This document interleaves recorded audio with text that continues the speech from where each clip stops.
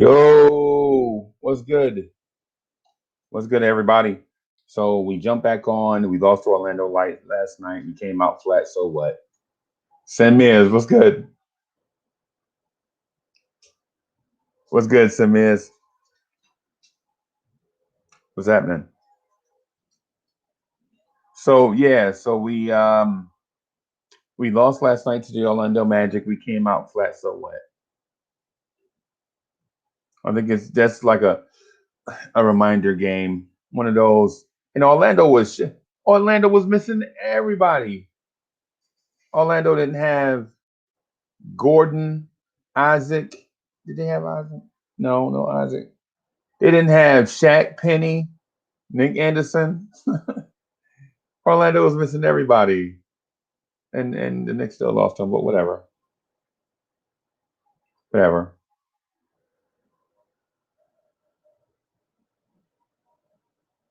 Yo, man, me too, man. Yo, Simmons is a pleasure. It's a pleasure, man. You know. Well, I tell you, kind of was hoping that we win that Orlando game last night, but things are what they are. Things are what they are.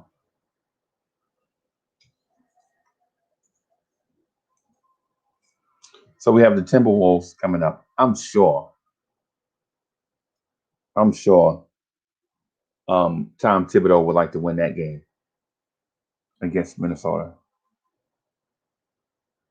So I think he likes to win. He wants to win every game, but I'm sure he definitely wants to get this one,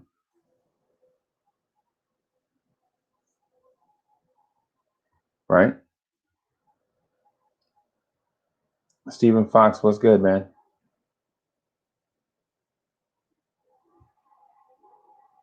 What is good?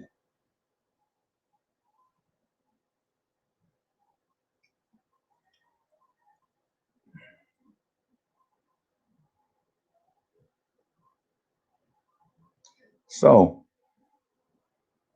the Knicks at Night podcast sounded like the Knox at Night podcast last night.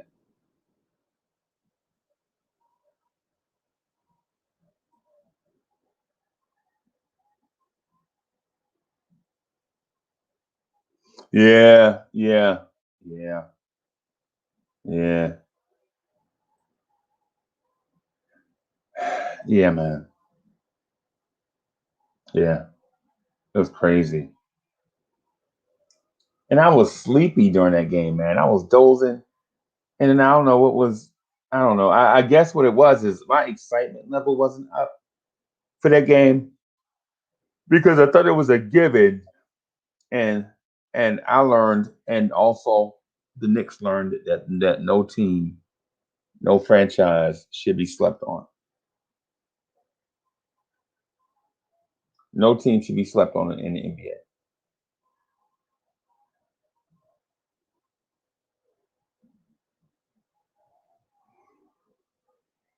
Marquise Walker was good. Sean Wu was good.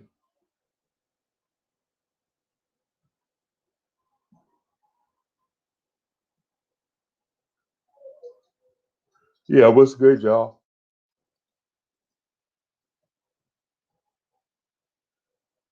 Big task at hand was good. I see you.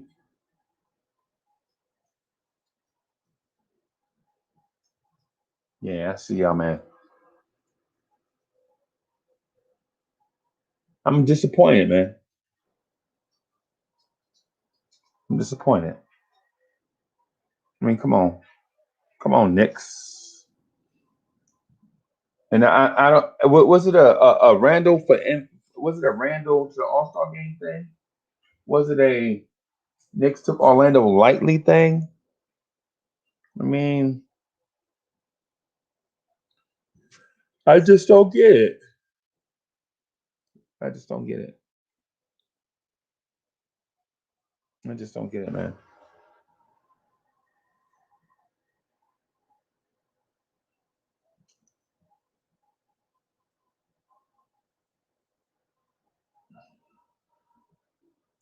Yeah, I think we got humbled.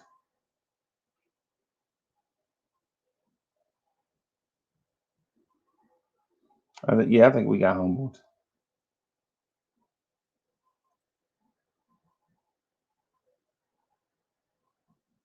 Good morning. The Knicks have bounced back. Yeah, the Knicks have bounced back. They'll bounce back, no doubt.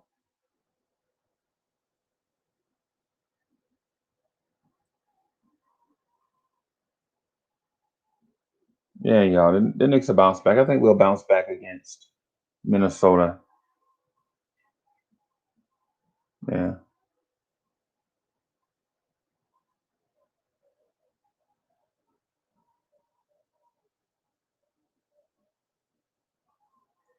I think the Knicks went through the same thing I kind of went through this morning. Like um the slightest little thing not to your schedule, it'll throw you off. Like I'm a little off balance right now. Not off balance like whoa, whoa. I'm talking about like so I had to I had to give a ride home to a couple of guys this morning. And so it's the reason why I'm later than usual, right? And so it's kind of got me all my biorhythms off a little teeny bit.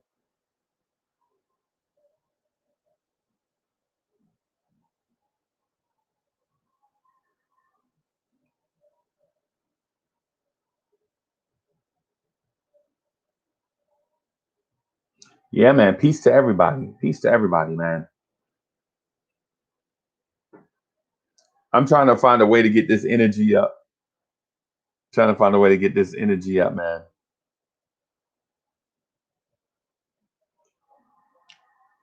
Somebody got a way to get this to get Uncle Freezy's energy up this morning. I ain't gonna lie to you. It's been a struggle. It's been a struggle since like 6:30.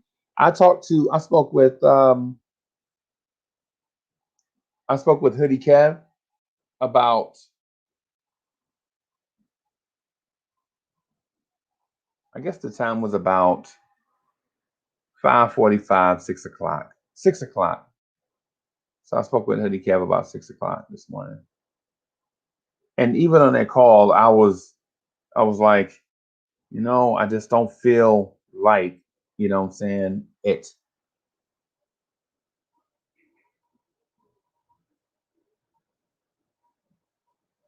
What's CMOS for, Samiz?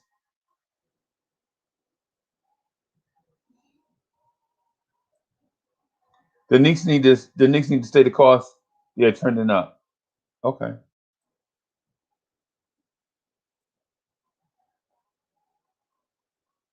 Trinity and Harlem, salute.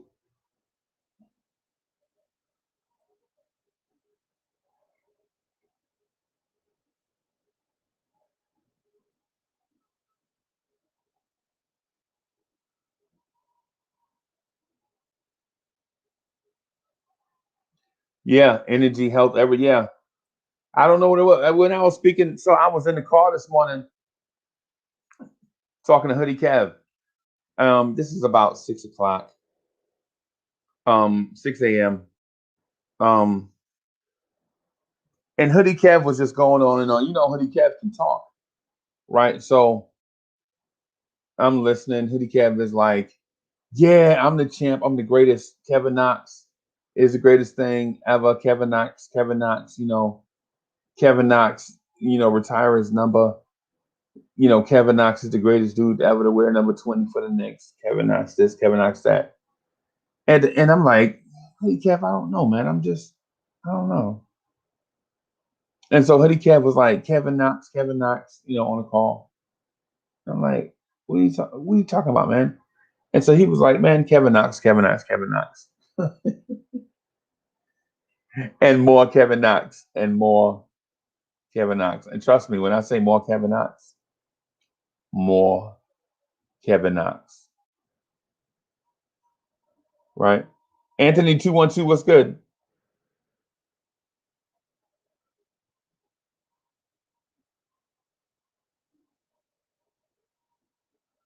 Anthony 212. Hey, if loving Kevin Knox is wrong, he don't want to do right.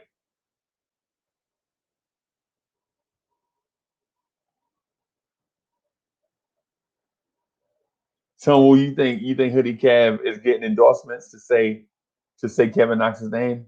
We legit last week. Let me see. Last week.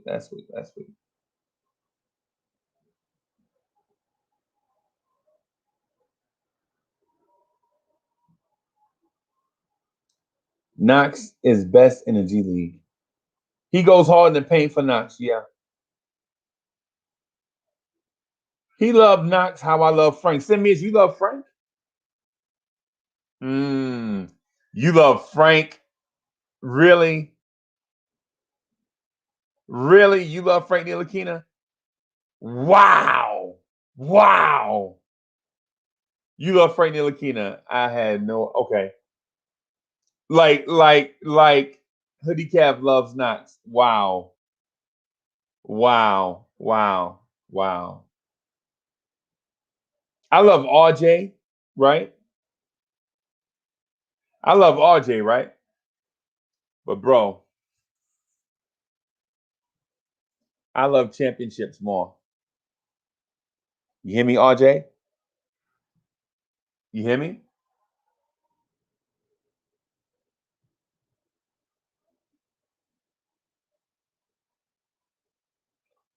So Wacko Knicks Fanatic says Kev stay schooling fans at night. Yeah. So Pseudonym Street Pay says I love the Knicks. Yeah, me too. I think we all do. I think we all do.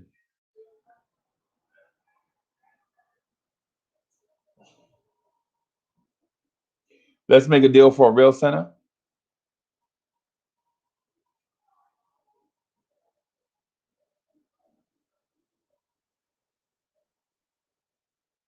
Wow.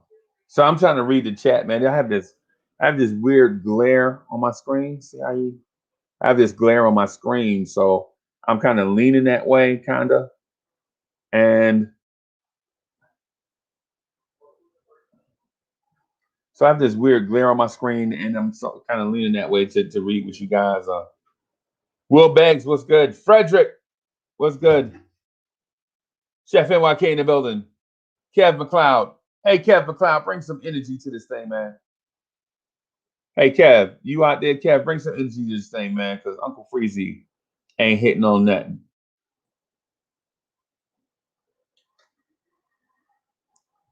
I think there's a Kev McLeod signing out there, everybody. I just put the link out there for you, Kev. Hey, come on and rescue your man's Uncle Freezy, Kev McLeod. Cornerstone, Kev. Philip Jones, what's good?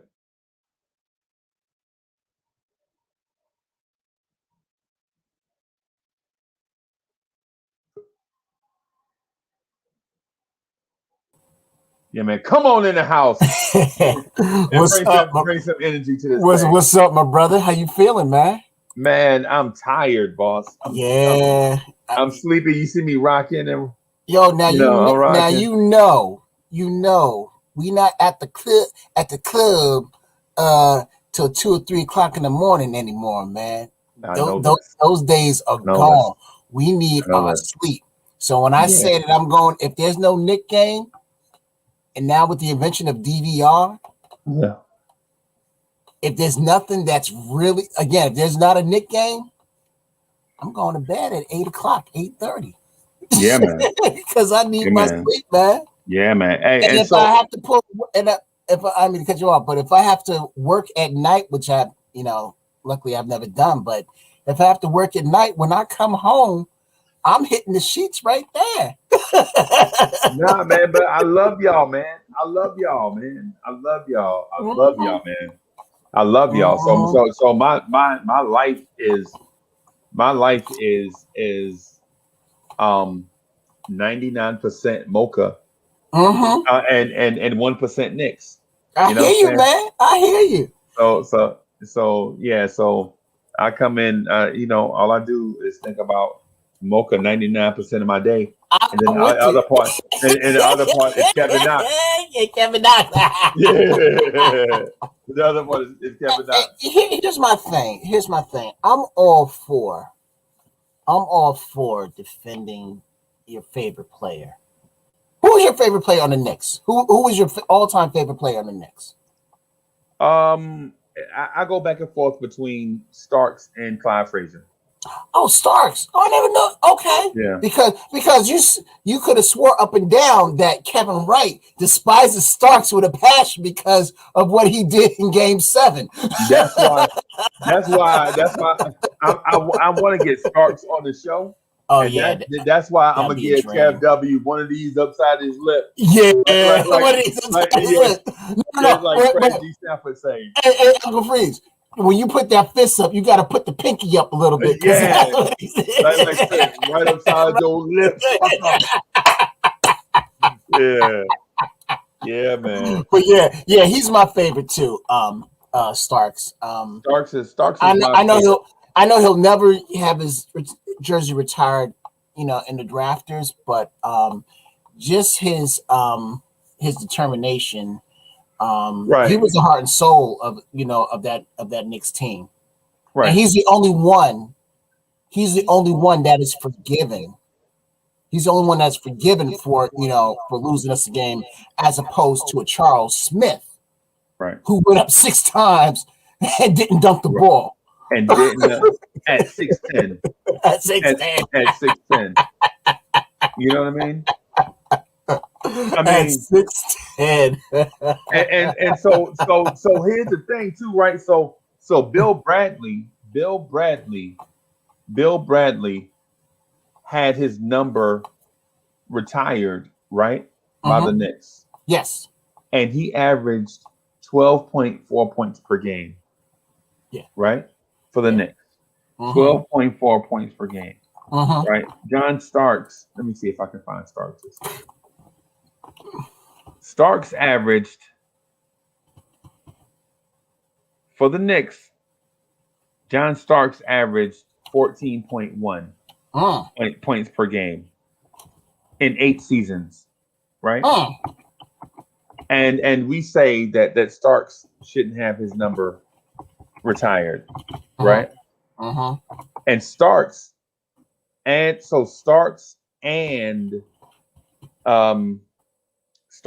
Bill Bradley entered the NBA at an advanced age. So Starks was 25. Legit playing time. I mean, he played for Golden State before us, right? In 88, 89. I don't remember Starks on those Run TMC teams.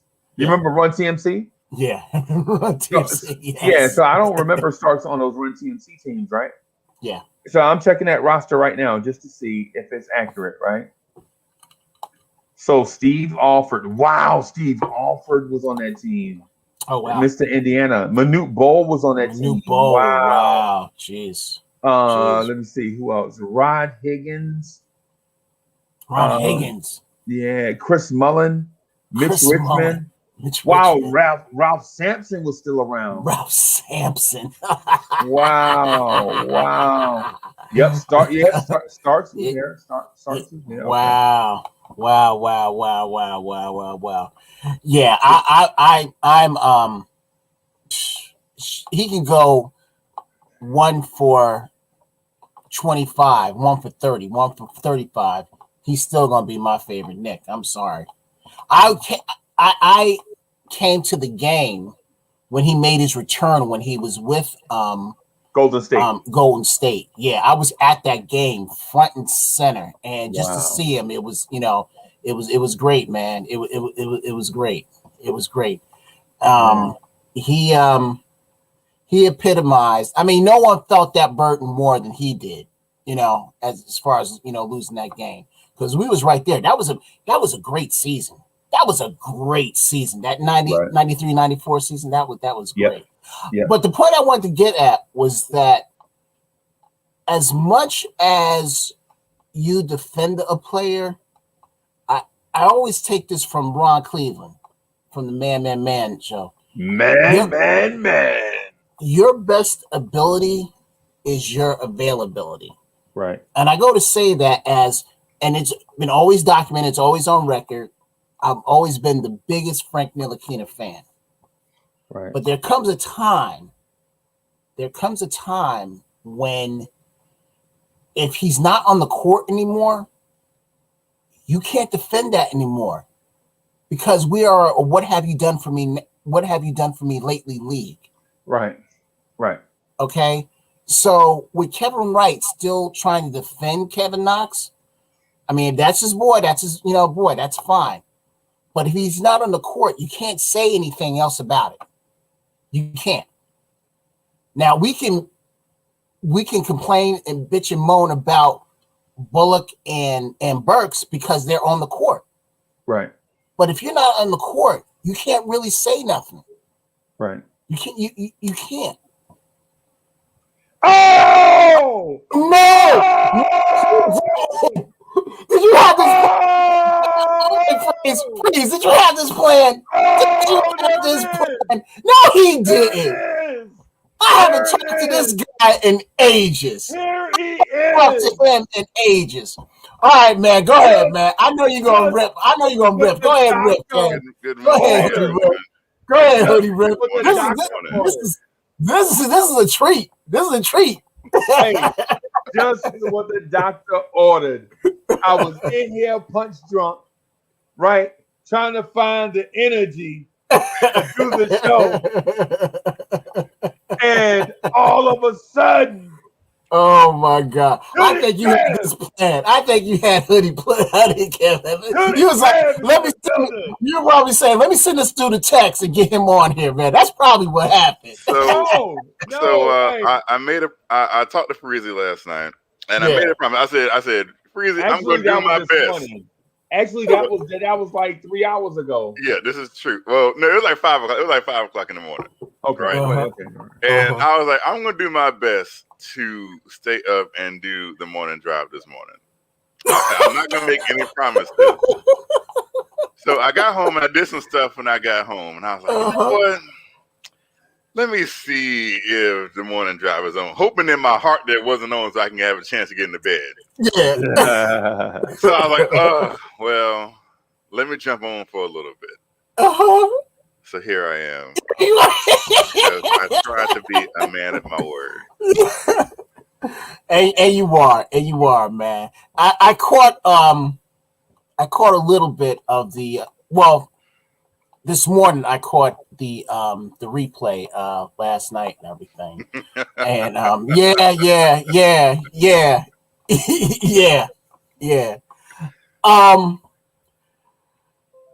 Okay. So I like Kevin Knox. I really do. It's just and I wish he would have slayed the dragon as far as solidifying that position. Because in all honesty, I do believe we need him. But if he's not out there, how can you defend him, man? Can I take this, Freezy? Please do. Please do. I can defend Kevin Knox every time Reggie Bullock and Alec Burks have a bad game. That's defense enough. Because as I mentioned time and time again, what I do not like is hypocrisy. Hypocrisy. I do not like how Tom Thibodeau can say, we're going to hold you accountable by your play on the court, right? And if you're not producing on the court, then you're not going to play. And yet, Alec Burks can go out there and have 3 turnovers and have like and miss shot after shot after shot after shot after shot after shot and still be on the court. Okay. That is a lack of accountability. So when I see this lack of accountability, because it's like, no, Tom Thibodeau, what you say does not apply to each and every single player on the court. Because clearly when I see Alec Burks out there struggling, doing turnovers, missing wide open shots. Which I agree with, yeah. When I see when I see Reggie Bullock getting dumb foul after dumb foul after dumb foul, playing lazy on defense, missing wide open shot after shot after shot after shot, then it's like, well, I saw you bench Kevin Knox, and he was in the game for 2 minutes. And Obi. And Frank. I've seen you bench the kids, but you playing these veterans on 1-year contracts who don't have a future on this team whatsoever, and who's on their 6-7 team in the league anyways. Preach. But you playing them even over RJ. I see Alex Burks playing over RJ. And I'm like, well, what is he doing? Do they have some kind of whatever going on? So that is why I can defend Kevin Knox. Okay. All right. I totally get you about Burks. I totally get it about Burks. Right. The only thing I will say about Bullock, and it's been well documented of your I won't say hatred, but your dislike for Bullock. But it's not hatred. It's the situation. It's not Bullock. It's a situation. It's a situation. Okay. Right. All right. He does bring a defensive mindset. So he does. He does. That can't be argued with. And I think that's one. Hold on. Okay. There's a difference between having a mindset and having the ability to perform what your mind is telling you. Well, he does. You can be old and be like, I feel like going for a jog. My mind is at it. Like, you ever play pickup basketball and your mind like, go out here with them young boys. You got this. You still got it. And then after that first game, your body is on fire, and it's like, nah, you ain't got this. Go sit down somewhere. If I actually told you that the numbers, the defensive metrics that the league goes out from crashing the boards and Basketball Reference tells you that Reggie Bullock is actually a pretty bad defensive player, would that surprise you? That would surprise me, because from the eye test, from what I see, when he's in that starting lineup, we're better defensively than if you put anybody else on there. That's not to say Kevin Knox. Because Kevin Knox hasn't started this year at all. So here's the thing: the numbers say that Reggie Bullock is actually declining as a defensive player. Declining? Yes, declining. His numbers are declining from even when he was in Detroit. That he's not elite level. That right now his numbers say that he's probably just a tad below average defensively. And some people might say, well, he's our best pick and roll defender. And that's fine, except for I look at last night's game and I say, well, where was that at? Because I saw Terrence Ross come around picks like crazy. And he was the one that was that I was afraid of. And even Evan Fournier was coming off picks. Right. I like this. Right. Yeah. I like this. Yeah. I like this. I'm feeling it. The mind tells you, oh, Reggie Bullock is our best perimeter defender. And as you look, when you actually look, and I say this is one of my favorite phrases, you have to look at the forest through the trees. You can't forest through the trees. You can't look at something on the outside and want to believe, like, you know what, Reggie Bullock's our best defender. But when you look deep at it, it's like, well, I see him getting burned a lot. Wait, Kev, let me ask you this. Which Kev? Which Kev? You want Cornerstone Kev or Hoodie Kev? It's too, I didn't even notice. Okay, I didn't even notice. My bad. Okay. So let me do this. So shout out to Legion of the Knicks podcast, Dale Chapman, CP the artist. What's good, CP? CP, since you went on that date, you've been dodging us. You went on that date last Friday, and you've been dodging us. We're dodging us. Right. So I'm almost ready to call you out, CP. 0.5 was good. Wayne Peterson was good. But you know what? I am here to tell you, I support Hoodie Kev 100%. And you know why? I'm gonna bring some data to the table, and y'all tell me if I'm wrong. Last night, I don't care what a website says. I don't care about some strange in-depth stats that brings back numbers from 2 or 3. I don't care nothing about that. What I care is the latest thing that happened. Last night, the Orlando Magic had a small forward that scored 15 points, right? That scored 15. On 6 of 8 shooting and 3 for 3 from downtown, right? Yeah. They had a shooting guard that scored 19 points on 8 of 15 shooting and 3 of 6 from 3. They had another shooting guard off the bench score 30 points on 10 of 16 shooting and 5 of 6 from 3. Don't tell me Reggie Bullock is a damn defender. Don't tell me that. I don't want to hear it. I don't want to hear it. And I know y'all gonna be in the chat. Not you, Cornerstone Cab, because you know you my heart. Cornerstone Cab, you know you my heartstring dog. You know I joke with you sometimes, right? And I hope you don't take it serious because you know I love you, dog. I know you legit are a passionate Knicks fan, right? So don't take it. Oh look, okay, wait a minute. Here we go.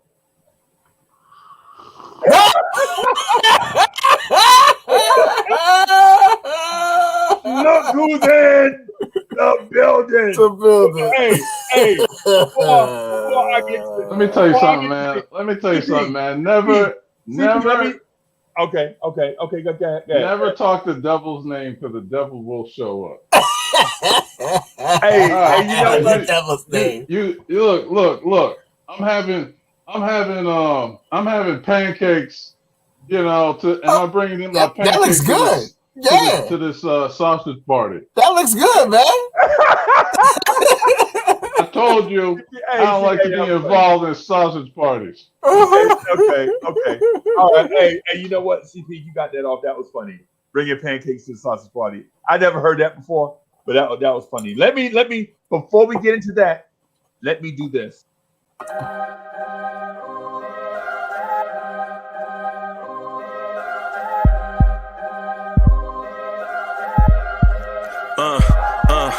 I rank where the view is nothing less than phenomenal for how I express and project from my abdominal. The only view better, both my daddy and my mama know. No living parents, my sons give me balance. My wife is my serenity, this mic is my identity. The world is foul enough, that's why I write without obscenities. Provoking danger with broken language and spoken anguish. Begging to get hurt, why would you ask to go through changes? Yes, Lord, life's a chessboard, master the angles. Control the tempo, be the one who holds the info. Acknowledge is just as deadly as machete swings. When spoken, the truth is as potent as that Medellin. While others swear the style is free, I just let it ring. Our time is undervalued, soldiers make us better kings. My fans on my shoulder, reaching after better things. Today I take the shot, for them I'd rather set the screen. My mama told me follow my dreams. My daddy told me get it by any means. Stand tall, make him bow to a king. But I've evolved, you can see the result. Look in my eyes when you speaking to God. So thank you, Wacko Knicks Fanatic, for the super chat. He says, Kev is correct. That's what the green check mark says. Why is Tibbs allowing Bullock and Burks to make mistakes but get so frustrated with Knox, Obi, and now RJ when it's part of development? Okay. Do you have her email address? Because we're still... I'm a mute Kev. I'm a mute Kev. So Cornerstone, I got them mixed up. So Hoodie Kev has a point.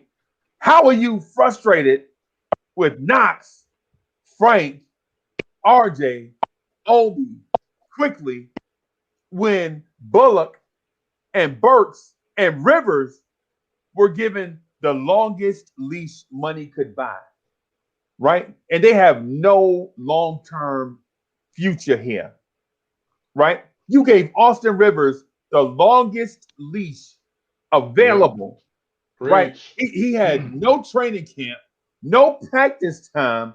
He stepped straight on the court off an injury, got valuable minutes over quickly Knox, Frank, right? Don't forget DSJ at the time. And DSJ at the time.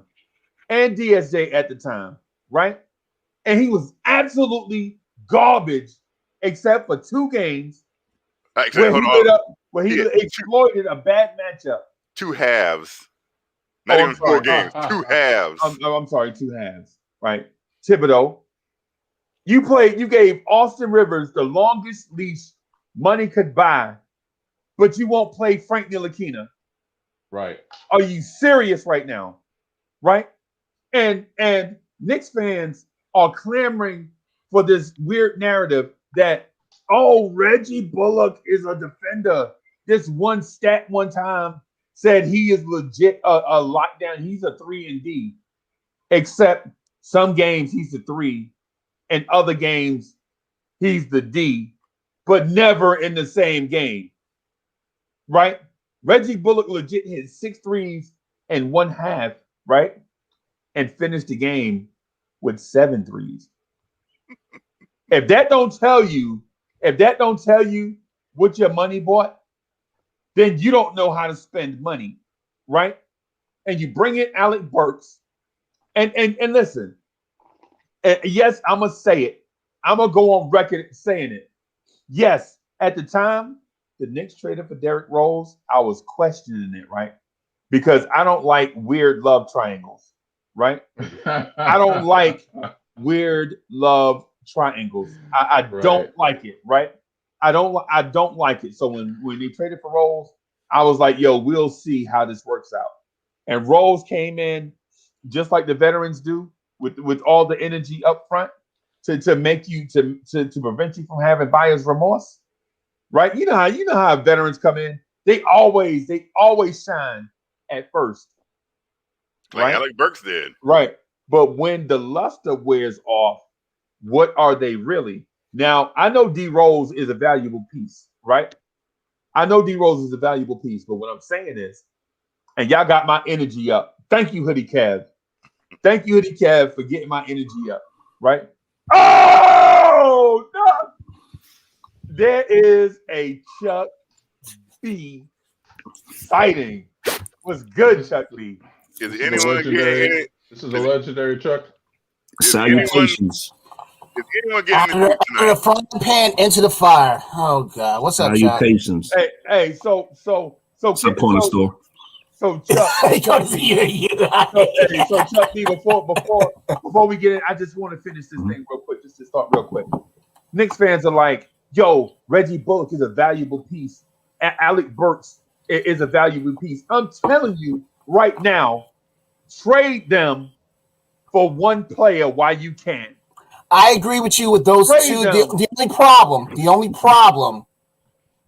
problem I have is that Bullock does give you something defensively.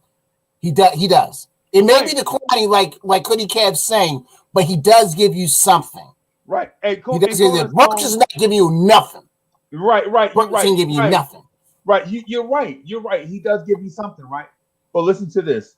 The wing players last night had 15 points, 19 points, and 30 points. Yeah, that's a problem. And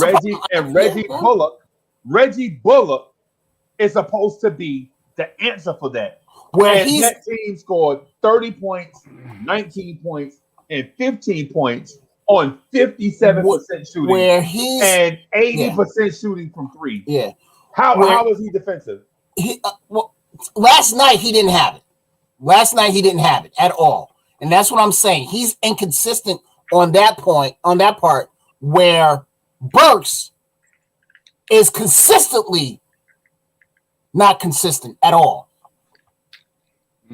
He's not giving you nothing. He's not giving you nothing. Yeah. I don't know what happened in the beginning of the season.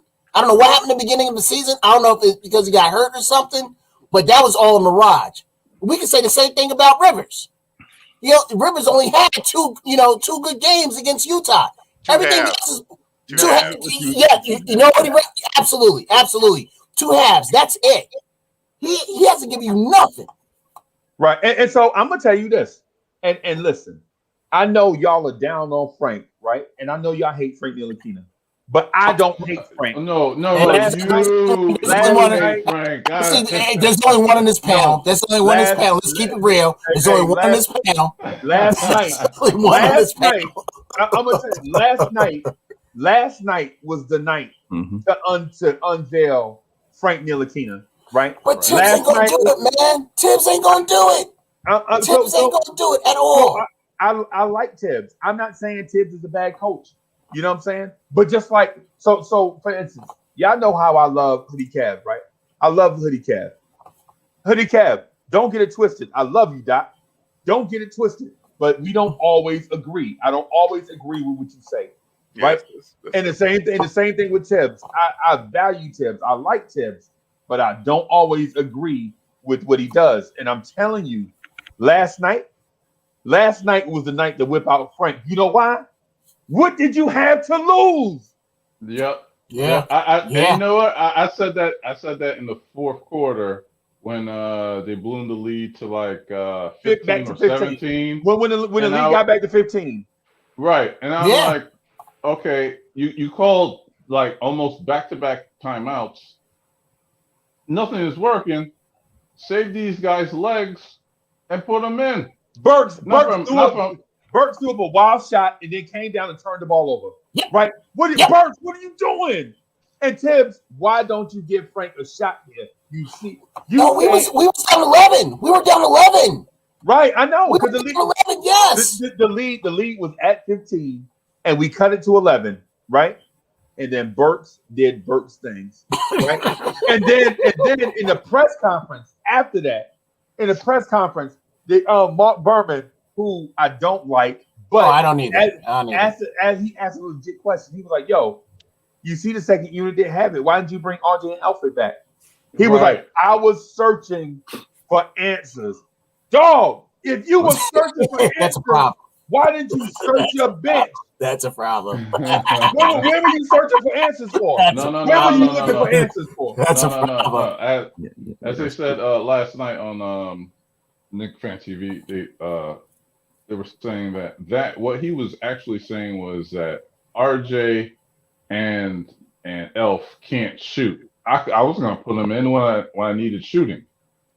I mean, but in a sense, yeah, they struggled. They're not that great of a 3-point threat. So you put in 3-point shooters in to space the floor.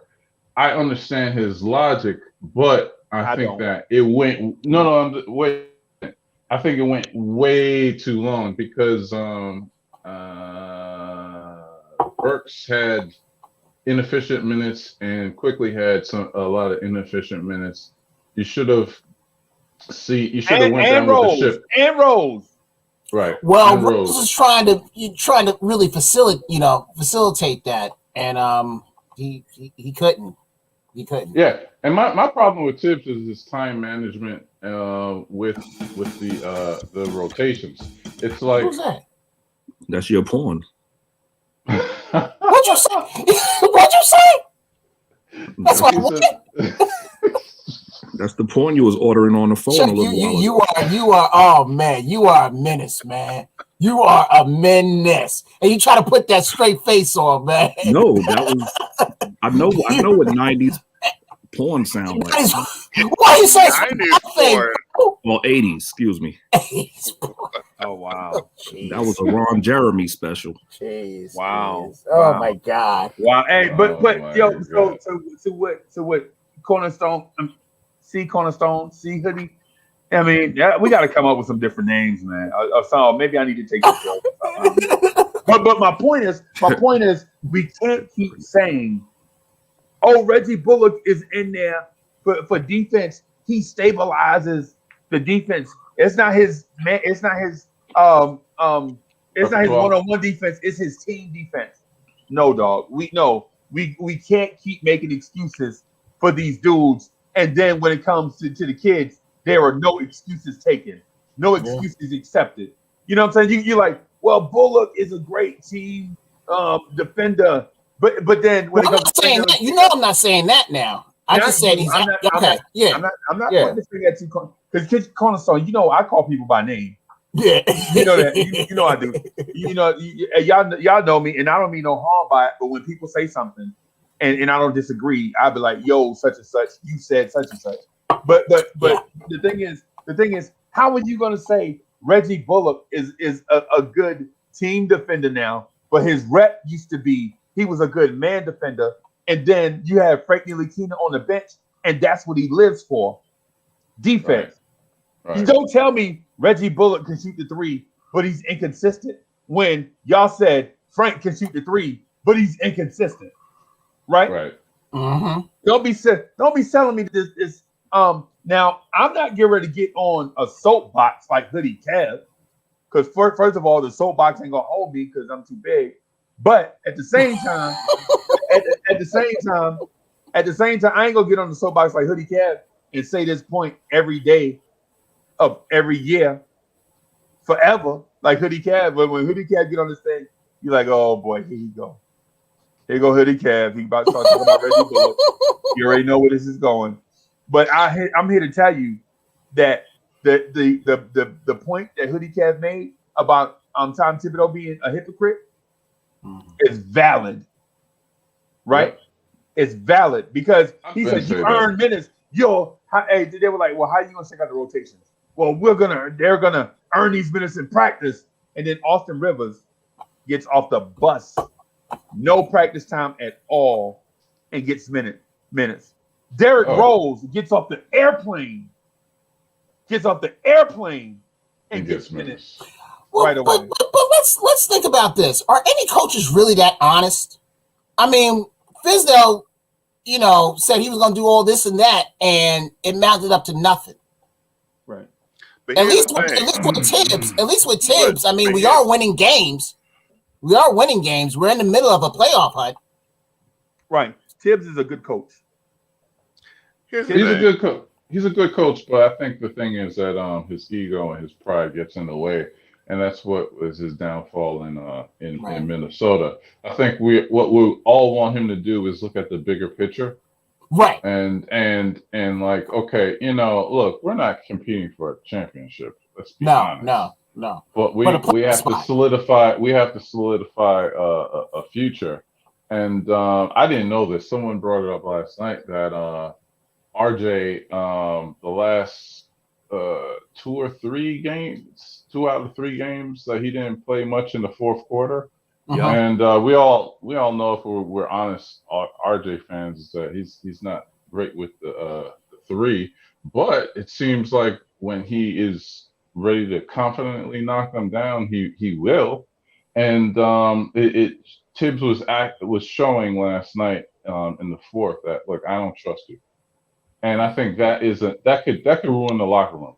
Right. That could really ruin the locker room. And that's what the bigger picture is. Yeah, you want to win a game in February against Orlando Magic, whatever. But let's look at the bigger picture. You have a roster full of lottery picks that the franchise needs to develop. Someone says, the last rookie that we signed to a second contract was Charlie Ward. Right. And it's like we got to see what we got. We have to see what we could muster with these guys. So he has to start looking at the bigger picture and not the small one. Right. And so I'm gonna tell you this: the reason why I'm hot right now is because I'm not gonna go out like Hoodie Kev and like Cornerstone Kev. Like Cornerstone Kev legit watched Tom Thibodeau kill his baby in Frank Ntilikina, a 6'4" Tree Rollins, right? And then Hoodie Kev legit watched the slow death of Kevin Knox's development and career in New York. Kevin Knox's minutes went from 22 to 20 to 19 to 18 to DMPs, right? And Hoodie Kev sat there and took it. You know what I'm saying? I didn't take it at all. Now with me, I'm not playing with RJ Barrett, Tom Thibodeau. Tom Thibodeau, you are not gonna do RJ Barrett like that. I'm telling you. And he's doing it think about it. I just look. So he played 27 minutes last night, RJ, but it was really 25 because the 2 minutes that he threw him in was garbage time. So he only played 25 minutes last night. Right. Basically. And so here's an interesting thing. An interesting note is the fact that if you know it's garbage time, why are you putting RJ Barrett in? There you go. That's There you the go. question. Like, if you know it's garbage time, and you putting Theo Pinson in the game, why are you putting RJ Barrett in the game? Right, because you don't value RJ Barrett. I'm here to tell you the writing was on the wall. You're right, Right, Freezy. the writing was on the wall when they cut the fat boy. What's the big boy? What was the big boy? Omari Spellman. When they cut Amari Sorry. Spellman to bring in Taj Gibson, the writing was on the wall for the veterans. I mean, for the rookies. When they cut Amari Spellman, the writing was when they cut Amari Spellman, the message was sent. If I can't trust a young guy, I'm not gonna play you. I don't care. I could do it with a veteran, but I'm not gonna do it with a young guy. And then the very next move they made was to get rid of another young guy and Dennis Smith Jr. for another veteran that Tom Thibodeau knew. So here's a if you go back to the beginning of the season, there was Tom Thibodeau. If Tom Thibodeau had his way, if Nerlens Noel hadn't gotten hurt, Nerlens Noel would be the starting center for the New York Knicks. That's a fact. If Nerlens Noel did not get hurt, Nerlens Noel will be the starting center for the New York Knicks. That's the only reason Mitchell Robinson got that job was because Nerlens Noel got hurt in the beginning of the season. Did y'all see the shade Tom Thibodeau was throwing at Mitch at the beginning of the season? That's what I'm saying. Yeah. Oh yeah. I'm telling you, if you're a young player on this team, you better be on guard. If I'm one of them young players, I'm telling you, I'm coming out right now and I'm saying, hey, this dude has it out for the young players. Did y'all notice that Obi Toppin hadn't played 20 minutes in the game yet? Yeah, I think he's going to play 15 minutes in the game once, and that was 16 minutes. Once. Have y'all noticed when Elfrid Payton couldn't throw a ball out of a car window, right? When I'm here to tell you, every time Elfrid Payton shoots a jumper, a broken backboard gets his wings. Every time Elfrid Payton shoots, a backboard goes to heaven. You know what I'm saying? I'm here to tell you, right? Every time Elfrid Payton shoots, a backboard goes to heaven. I'm telling you. You know what? And when we were clamoring for Elfrid Payton to go to the bench because Emmanuel Quickly looked like he had something, he resisted the urge to start Emmanuel Quickly with no rhyme or reason. When we were losing, like when we were in that 5-game losing streak, that when we look back on it now, that losing streak where he stayed with Peyton, that may have beat 6-out season, but we don't know it yet because we still got some games to go. But if we had gone 2-2 or 2-3 or 3-2 instead of 0-5, our season might look a lot different right now. We'd be over 500 right now, but Tom Thibodeau stuck with Elfrid Payton. Now, I know Chuck B love him some Elfrid Payton. I know he do, right? Because every chance he get, he was cooking last night. He talked that noise. He was cooking last night. He was cooking. You can't deny that. He was cooking last night. Well. I mean, I'm here to tell you that I think he was cooking and we lost. Well, that's because Tibbs didn't leave him in the game. Well, oh, you mean for a stretch? Okay, yeah. I thought you. I was like, I thought he was cooking the whole game. But I know. I know. All right. So anyway, good morning, ghetto intellect. What's good? What's up, GI? So I'm here to tell you, man. This whole thing, I don't want to disrespect Tom Thibodeau, and I don't want to make it seem like he's not. But it's okay to question him. It's okay. But he is stubborn. Yes. He doesn't look at the big picture. Absolutely. My thing is this, and this is what kills me. People want to give so much praise to Tom Thibodeau when we win, but then on loss, like it's not Tom Thibodeau's fault. Like no, it is. I didn't say. People. It was all round. It's all round. People will not criticize Tom Thibodeau when we lose. They're like, "Oh, that was a good loss. He can go back and teach them how they lost." I'm like, what? No, they lost. Blame him for the You loss mean too. people in the chat will say that, or is that what you're saying? I have been on the panel with people, and they will not say when they act like he is Pope John Paul II or something. Like he is infallible. Get out of here. When you What? get the am not. Knicks, it's because when you get the Knicks close to 500, yeah, Here's the thing. Here's the thing. you get a statue. Here's the thing about Knicks fans, right? And I've said this before. Knicks fans have been losing for so long that whenever something that's not like crappy, that's not like god awful, we're going to praise. We're like, oh my God, we're two That's games my under. point. We're two That's games my under point. 500. This is great. Yeah, Oh my point. God, we lost by 2 points instead of 20. Yeah. This is we're learning. This is great. We're on the upswing. Like no, we lost. At least the we game. lost with the young. At least we lost with the youth. That my thing is this: if people want to come down to me like I'm being negative, like I'm being harsh, no, I see the big picture. I see that a player like I don't believe that Alec Burks or Austin Rivers or Reggie Bullock are going to be here next year. I don't They see probably that won't. You're right. They probably won't. So why on God's green earth do you have young? Here's what kills me, and you see executives like, why does Houston and Detroit and OKC, why do they want Kevin Knox, but he can't even get on the court here? The future, because of his potential. But Hoodie, being That's honest, the craziness. hey Kev, being honest. If I'm always honest. I know you are, man. But Kev, Cornerstone Kev is saying being honest about the point, not the participants. He's saying being honest about this point. Go ahead, Cornerstone. Go ahead. If Tibbs rolled out the kids for the whole season and just brought the veterans off the bench, do you think, being honest, that we would have the same success now or better? I don't think you're looking at the wrong way. Cornerstone.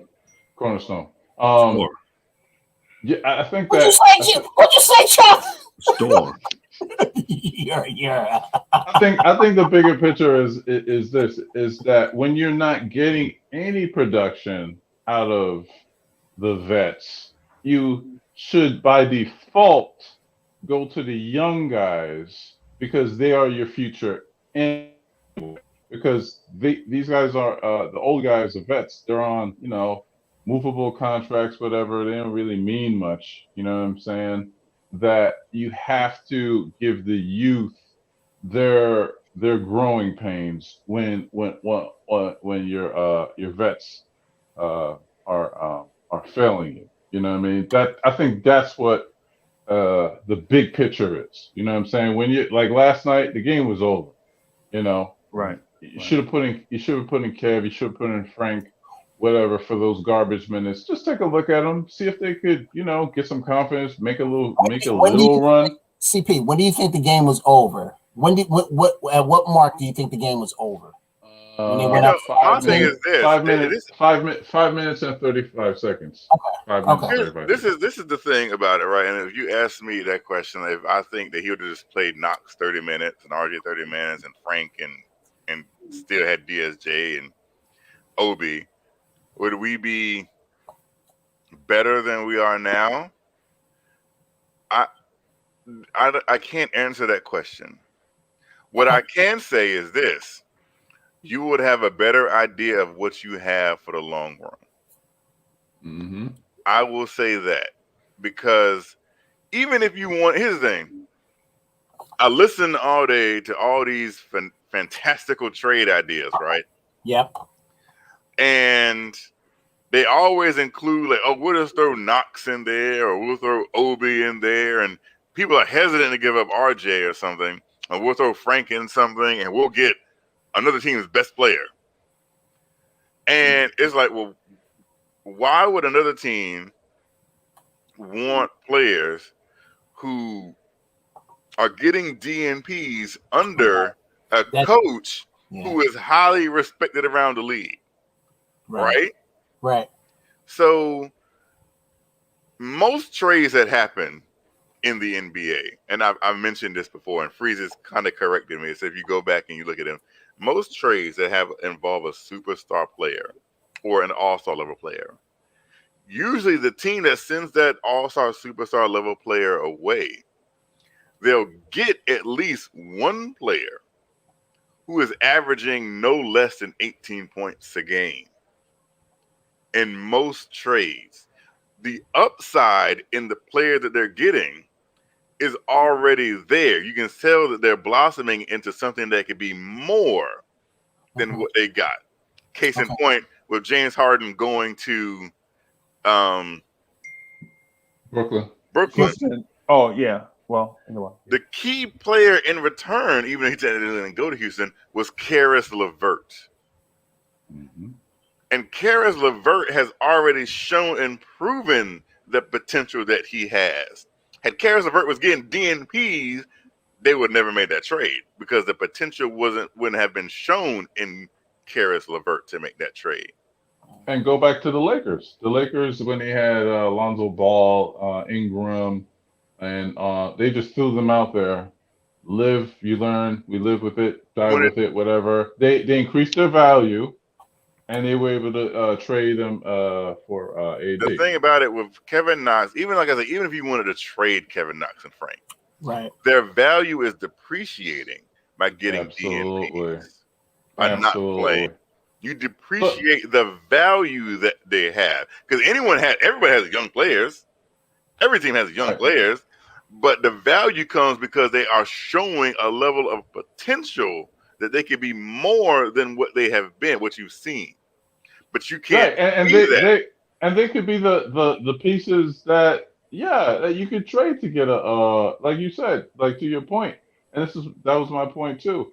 Like even if you're not playing them, when you're not playing them, you're getting rid of their value, whatever, and it's what's the saying? It's biting off your own nose to spite your face, cutting off your nose to spite your face. So can we agree that the players that are on the bench now that aren't getting time, these are players that should be getting time as opposed to just having fillers from filler players that are just there just to fill the bench. You understand what I'm saying? So we've seen Kevin Knox, we've seen Frank Ntilikina, we've seen I guess I'll just name those, those two. We've seen them get meaningful minutes in the past. They're just not getting them now. As opposed to, let's say, a Theo Pinson or whoever you want to, throw out there. These are two guys that have been part of our rotations until this year. Can you say that? And that's the thing. It's like you have when you have players who, I guess if you want to call them lottery picks, right? Right. You have lottery picks, and you like case in point, Mo Bamba is doing absolutely nothing in Orlando. Yeah. But for some reason, there's engaged interest in the Knicks. And I just throw us out there with Mo Bamba and like, oh, let's go get Mo Bamba. And I was like, well, he's not doing anything there. If he was doing something more, and he's at least playing, right? At least he's playing. But that's the thing. He's playing so he can gauge interest. I don't know what Ghetto Intellect is doing, but it's okay. Turn on the lights, man. I'm glad you opened the door for me, Kev. Good morning. Good morning to everybody. Good morning, man. It's morning. People got their coffee, so we come in. We're in the morning. We're very bright. We're excited to be here. It ain't bright. It ain't bright at your voice, man. Excellent morning. I understand y'all have your brand at night, and this is not my show. I'm never going to say it's my show. I'm just happy to be a participant, but I do take the brand very seriously. So here's what I'm doing. The first thing I'm doing is I'm saying good morning to everyone. I want to give out some positive energy. It's just we're just so blessed, to be alive and pushing. Let me say this, Kev, because I hear you at night, and I don't think you get to hear me in the morning. My position. I go back and look at the shows. Okay, my position with the Knicks has been this. It's been did not believe we would have this record to this point. I thought we'd be dreadful to this point. Just historically watching the NBA or watching the Knicks. So you're answering a question I asked yesterday, man. Why are you waiting till now? No, I know yesterday I was running around and respectfully, I respect Freezy's brand. So if I can't sit in my seat and participate, then I'm moving around. It makes it weird for the show. So don't lie, you was in that indoor golf course. That's what it was. The brand, no. The brand of Blanche Tears under our CEO is more important than anything. And but I'm gonna go into the Freezy will allow. I want to go into that more later because some of the stuff I'm seeing at night a little shaky. But I could not believe we'd be sitting here with this record after 30 plus games. I did. I thought we'd have 7 wins tops because Vegas has very, very, very rarely been wrong. To see Vegas change their win total of the Knicks after my guy. There go my guy. I got because these guys, I think they're going to try to get me. Even though CP the artist, I'm building a little bond with, but my guy's in the building. I got you, G.I. You go ahead. So I couldn't believe we'd have this record after so many games. You know what I mean? So Kev, that for me has given Tibbs a certain amount of cachet through the season. Kev, I've also asked this question, and me and Chuck has debated it some, but Chuck's position is clear. He's with me. He'd rather fade for Cade, even though that player may change over time. But right now he's fade for Cade. So Hoodie Kev, what I have said, my position has been the rotation should be based upon the expectations of the Knicks. And Free Keith is the one who has set me straight on my mindset. I can't every day be on beating the same drum. I can't I can't go high and low. I gotta see because Kev, you use an excellent term. I just respectfully think you use it wrong. I see the forest through the trees. I couldn't before. I see the forest through the trees. And in seeing the forest through the trees, Tibbs is in win now mode. And management hired a win now coach. The other conversation that you guys don't have on the night show, Kev, is Dolan has some hands in this. Dolan's he's a part of, he understand it might take 2 years, but Dolan is not hearing some just tank. I don't think he's for that, or they would have clearly hired a different coach. So here's my position, Kev. I look at it a little differently than you. I see where you're coming from, though. Other than some of your Knox bias, I see where you're coming from as far as the young players, right? My position is, what is the goal of the season? Is it to win games or to develop players? Because if it's to develop players, I don't know how you do both. Young players will not, and I won't be long. I apologize for coming in late. Take your time, man. Take your time. Young players are not going to win in the NBA. They're not. So you can't say you're going to play young players and win. That's not going to happen. But Ghetto weren't all players young players at one time? Or did they come in the league? Did they come in the league at 27 in their prime? So that's a good question and fair question. But every player, it's a statement. It's a statement. It ain't no question. No, you actually said aren't all young players when they come in the league. In the English, in the King's English that I practice, I consider that a question. But I could be wrong. Wow, North Jersey. Look at Jersey. No, not only North Jersey, and Avon and 14th to be more specifically, because everybody's from North, but not everybody's from Avon. Can I That's right. Can I finish though? Please. So yes, but no, I'm going to participate in your conversation. Yes, all players are young players, but the top 27 people get drafted. Some people go to winners, some people go to losers. Some young players go to a better situation and they look better. So everybody's not in the same situation. Yes, they're all young players, but some young players learn how to win quicker because they end up on the Clippers, they end up on the Lakers, they end up on Miami. So every situation is different. Tibbs has inherited a very weird situation here that he has turned to something that 2 weeks ago we've been proud of. I'm not going to not be proud today after we go 3-1 over the last 4 games. So okay, I agree. I see your point, and I see what you're saying. You can't if you're. I disagree that you can't develop and also win at the same time. I think you could. I think you could blow your nose and scratch your ass at the same time. But how you gonna let Ghetto Intellect come in here and not say nothing about the real topic that me and you talked about? The most ridiculous thing Ghetto Intellect ever said in his life. I'm trying not to get to it. I'm trying to be respectful to CP the artist. Because you know CP the artist. Freezy, let's make a show out of it. If you're trying to sick Chuck B on me, send them. But send them with a mission. Don't send them lightly. Come on, Chuck. What you got? No. Ridiculous thing I've ever said in my life. Bring it. You said that Rakim is better than Coogee Rap. I did. He's 100% correct. No, it's not. 100% correct. Free King, chill.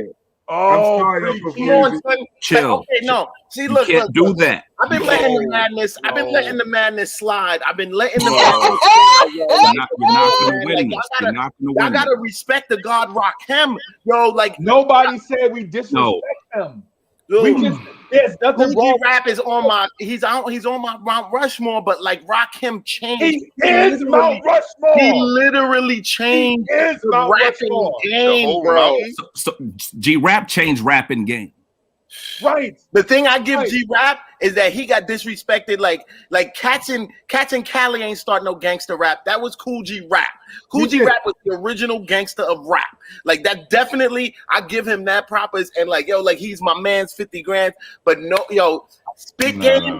Rakim elevated the spit game, bro.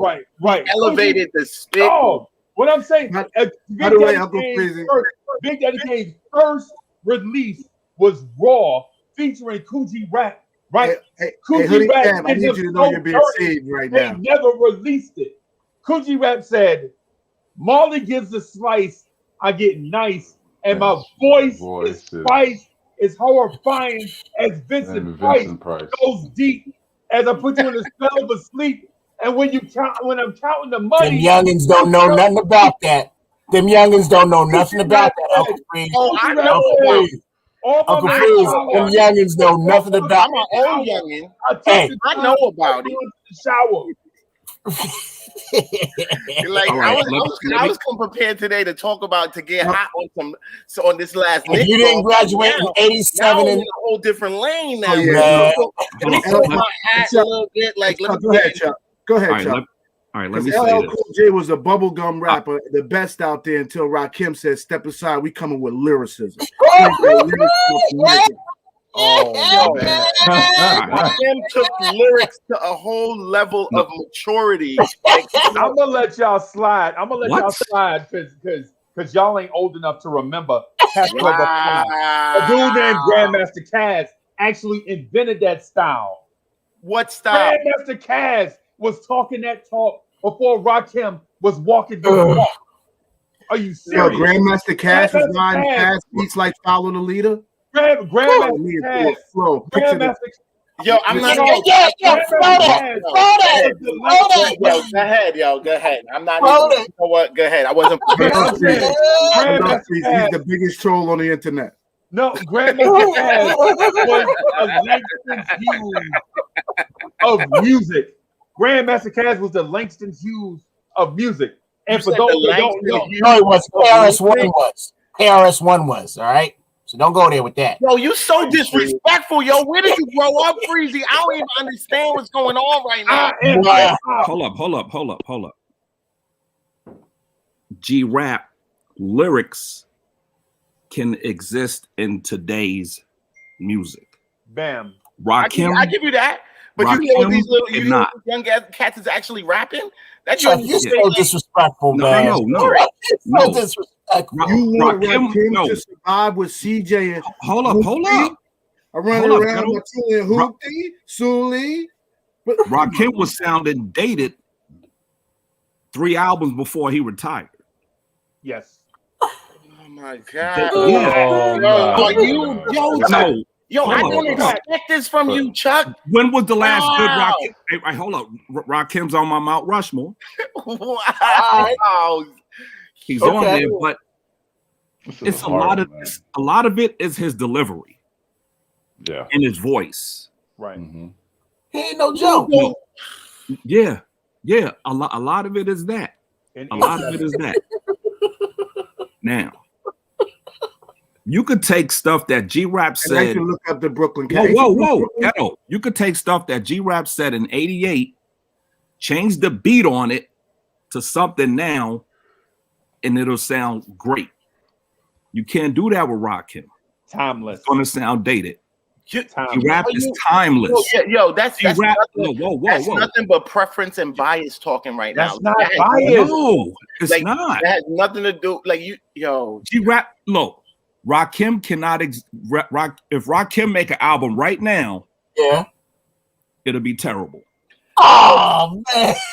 Well, we know that because he's like, he just turned 60. Of course, it would be bad.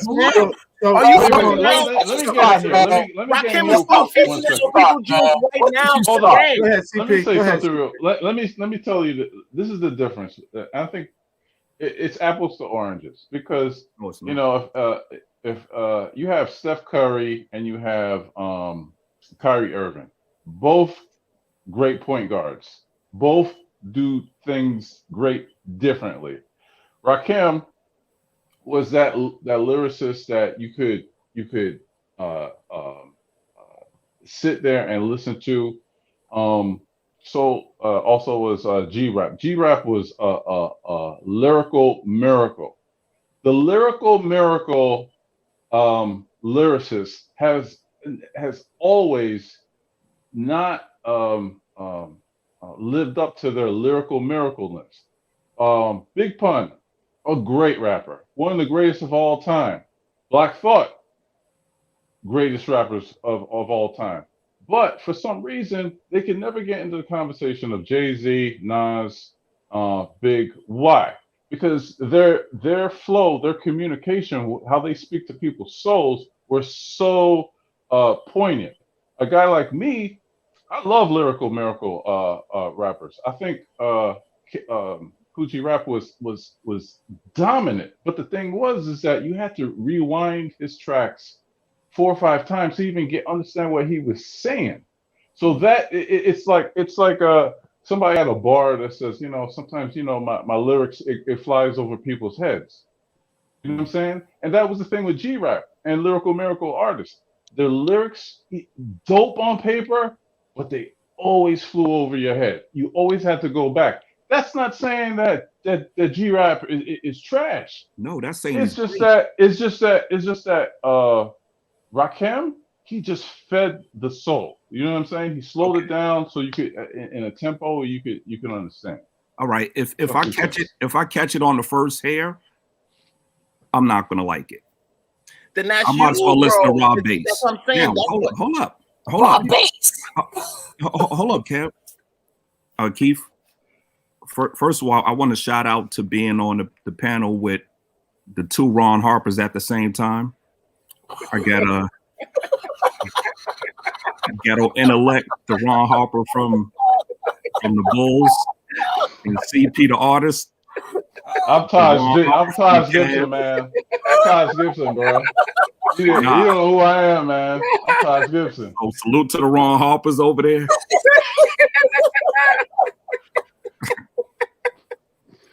Now, y'all see what I gotta put up with every night. Actually, Taj Mahal, baby. If you watch this, you laugh a little more. Never get emotional over this stuff. So actually, you're gonna get a lesson in how to take it and keep rolling. Here's my thing. So my emotions, right, come from. I'm being like H-Town right now. It's all about. I was about to go in my G-Rap bag. Anybody care about that bag? Anyways. and New Edition is overrated. Whoa! Isn't that what I tell you about New Edition? Let's not cross. I had a whole hour and a half conversation the other night on Freezy about trying to disrespect one of the top 3 greatest musical groups of all time. And you stayed cool. And let me tell y'all something. As you and Freezy was talking, sorry to cut you off, Kev, I was playing music. I was going back playing old stuff. Anita Baker. Y'all made me have an amazing night, by the way. That was a great show. Great segment. But my emotions have come from me. I've been a Knicks fan since I was 5 years old. Since I was 5 years old, I've loved the Knicks.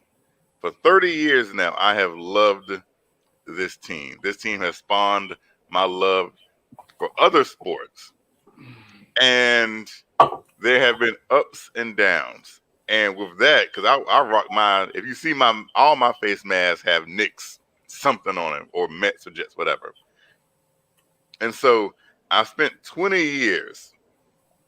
You know, you see somebody, oh, you're a Knicks fan. And then so I go at it. So I'm defensive because I love this team so much, right? And when I'm in it, and it's okay to, and I believe, to have a disagreement, because I believe at the end of the day, we all want the same thing. But we may not agree on the path to get there, but we all know that we want to get to the end of that road. And that road is holding that trophy. I have never seen a championship in my lifetime. I got close once, and because I know Freezy's favorite player, I'm not going to go down the reason why I feel that we lost that. Thank you. But I remember being an 8-year-old boy crying, literally crying, that my team lost. You're young. Oh my God. I'm 35. God. Just turned 35. Hoodie Tab, you blaming John Starks for that? You need your ass whooped. I didn't listen.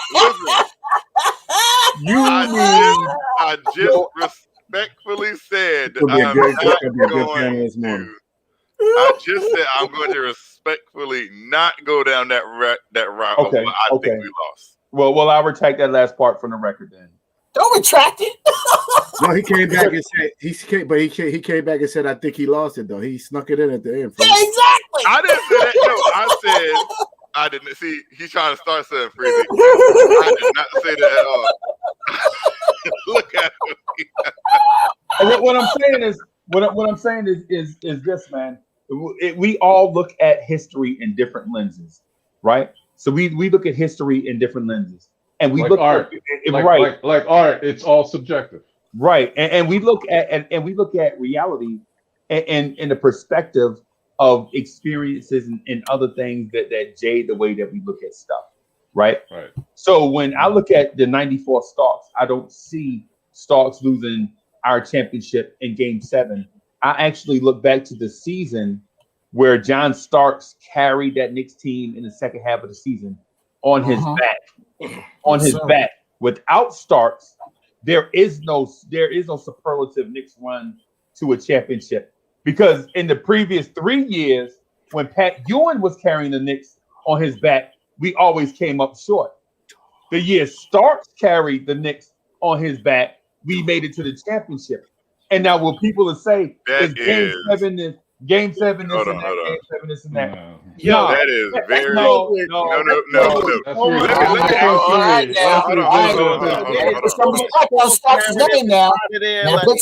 Hold on. Put some respect on Stark's name now. I'm going to say this to that point you just made, Freezy. You can sit here and say the previous 3 years when it was on Patrick Ewing's back, they failed to make it. What you failed to say is the previous 3 years, the Knicks ran into the Chicago Bulls and Michael Jordan. And now we make it. And it just so happened. He retired. This so happened. Because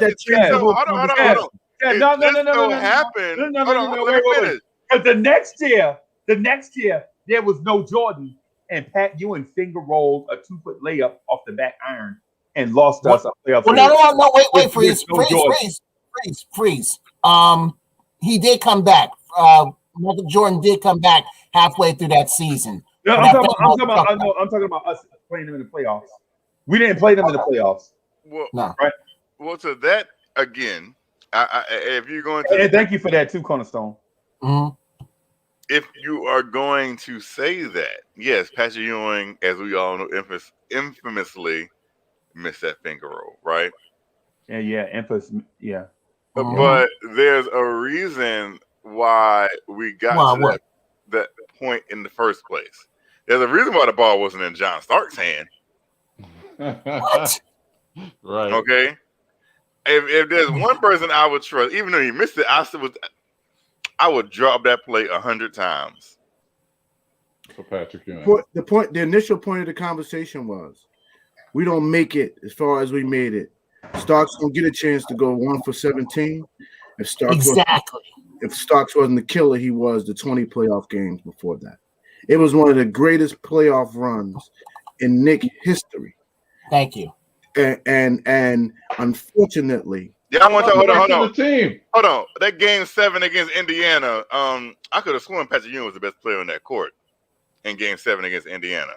I don't remember John 94 or 95. 94 or 95. 94. When we beat Indiana. Wait a minute. What about the headbutt? Remember the headbutt? When he lost it? Hold on.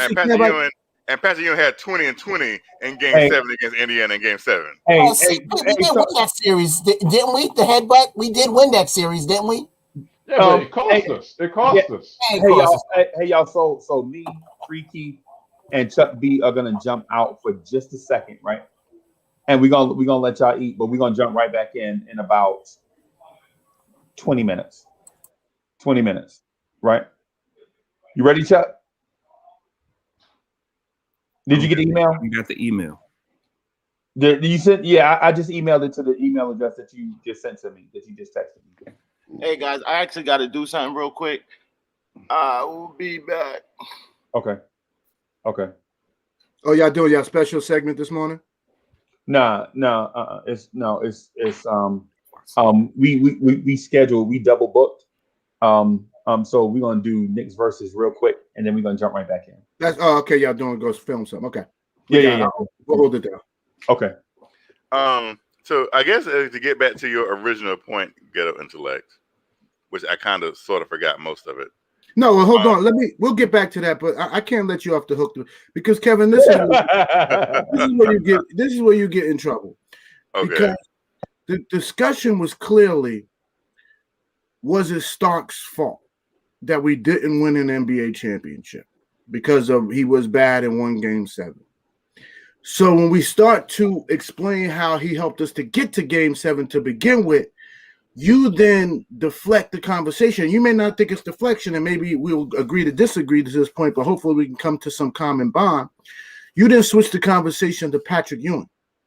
I did or didn't? You did switch the conversation to Patrick Ewing. Patrick Ewing is one of the greatest Knicks ever. You could argue, I would stand, because you got to remember, you keep talking about at 35, you've never seen a Knicks championship. I'm 50 years old. I was running around in the diaper the last time the Knicks won the championship. I can't say I popped champagne when my dad and anybody else, or my uncles, and the people I respect in the neighborhood, I can't say I participated in the greatness of a Knicks championship. I'm 50. I'm 15 years older than you. So I too have never seen in my memories a Knicks championship. So I'm with you. And I've been a Knicks fan, 10, 11 years longer than you. So I just can't ignore the fact that what Starks did to get us there, if he doesn't play that well to get us there, we're not even in the game 7, because Patrick Ewing had to be great. He had to be great. If he wasn't great, then yes, we're not having this conversation. But as you see now, Julius Randle is consistent every night, but sometimes we look like a horrible NBA team. You need players in the NBA. No one guy can get you nowhere.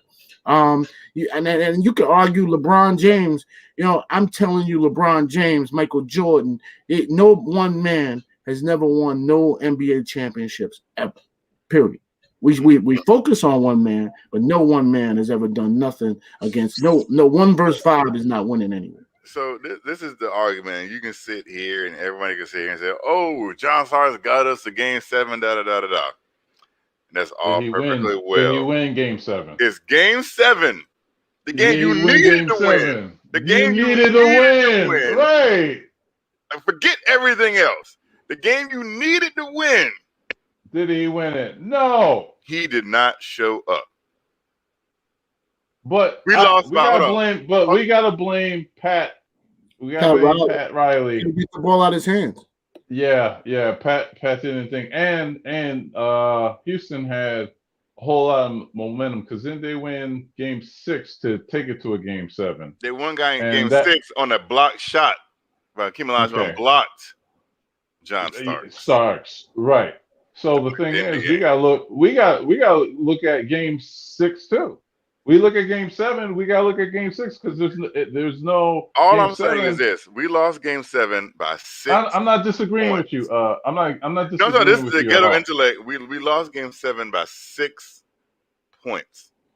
Had John Starks just had a normal shooting game, if he had gone 7 for 18 or something, we would have won the game. I don't argue that, but let's go. Let's look at the box score. I could say that about a few other people too. I just don't think that it's fair to say John Starks lost us the NBA championship that year. It just, unfortunately, for my career, because at least I would have been old enough to pop some bottles in that and for that championship. So freshly out of college, you wouldn't have been able to tell me nothing about my basketball team. But I will say I've been much prouder. If they told me, Brad, you're going to lose the 2016 championship by Carmelo, well, last time Carmelo's there, he's just going to get cold and go 1 for 17. And I had a hindsight, I would say, give me that, because at least my Knicks would be relevant. So now I'm going to rotate, if you guys don't mind, and pivot to what's going on today, because we got some great, and some of those people down in the chat who I come here and try to put on for, some of those people, probably 20 something. So they weren't even alive during the era that we're talking about. The Knicks frustrate me so we lost a tough game. Some think we should have won. We got to remember, though, Orlando's been on a higher projection than us. Didn't make it to didn't Orlando make it to the bubble last year? Or am I off? Yeah, they did. Yeah, right? No, I think they did. Orlando made the playoffs last year, didn't they? But they were hurt. They were hurt last Yes, night. the background, Kev. Cornerstone. I'm sorry. What'd you say? Turn on your porn. Yes, ACP, really? Really, I can't. I'm gonna kill Chuck. I'm really gonna do it. No, I put my TV on mute. So there you go. Oh, okay. So the Knicks are frustrating. First of all, we won 2 games without Mitch, so we got excited. Part of our breaking of the zone is when we can't shoot, is to get in there, create confusion, and try to lob it to Mitch. We can't lob it to Taj. And while you could get some. So guys were forced to attack the rim last night. Orlando played defense. They defended out of their mind last night. They really did. So Kev, back to your point. Let me get there. Hoodie Cav or me?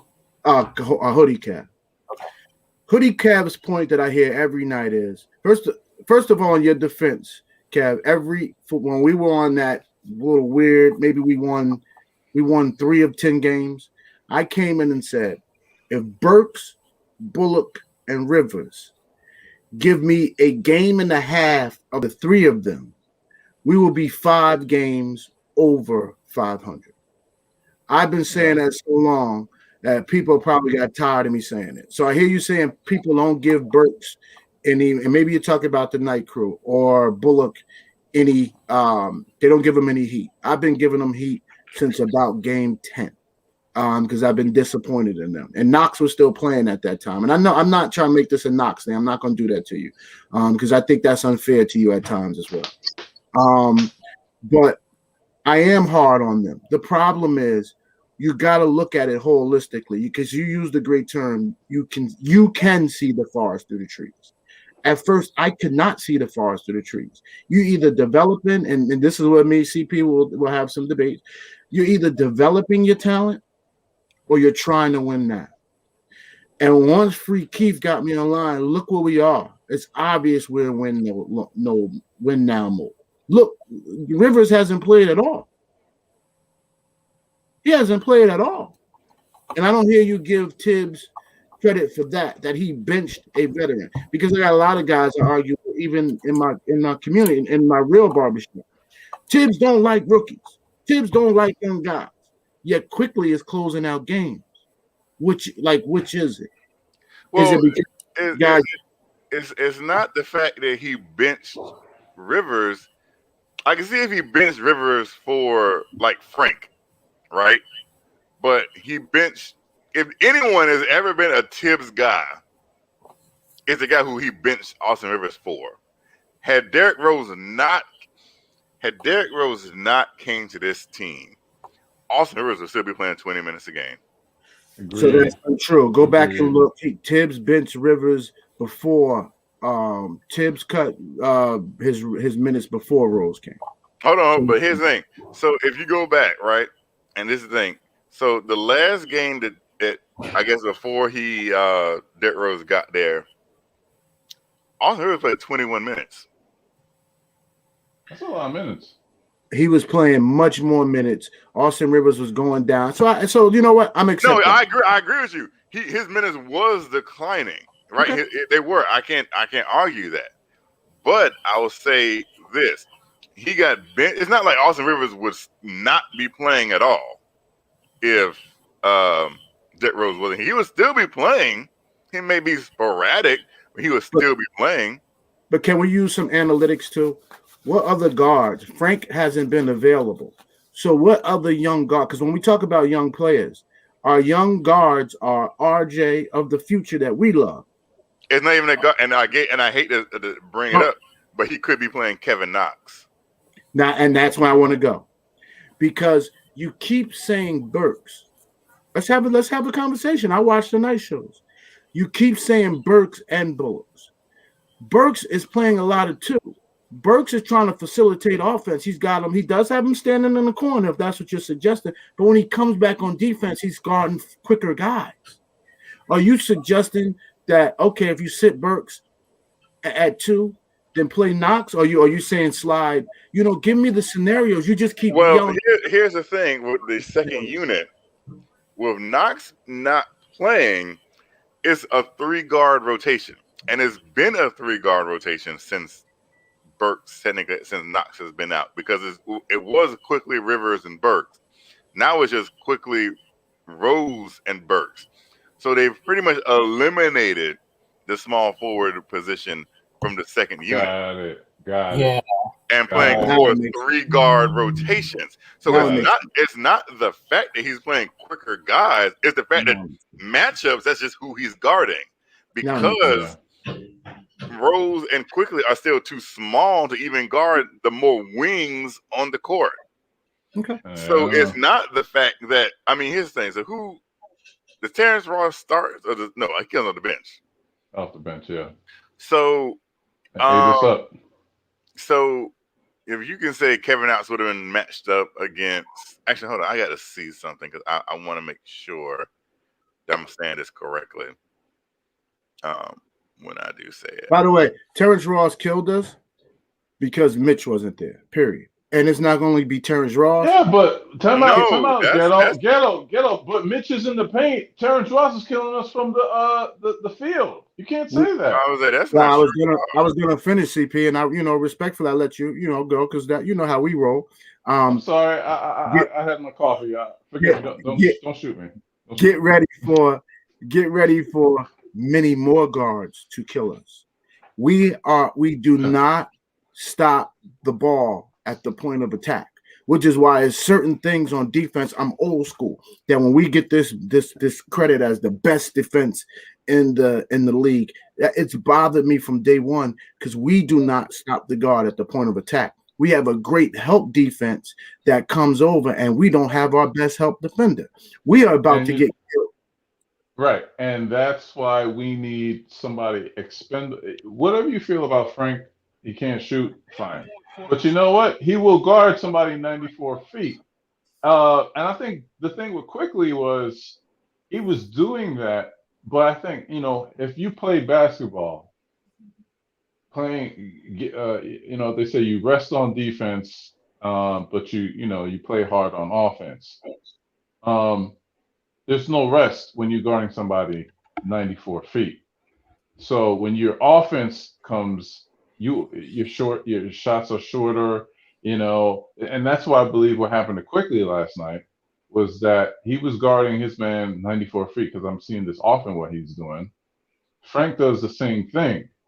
And what affects Frank and what affects all young players is that conditioning won't allow them to have a really great, effective offense, because you're tired.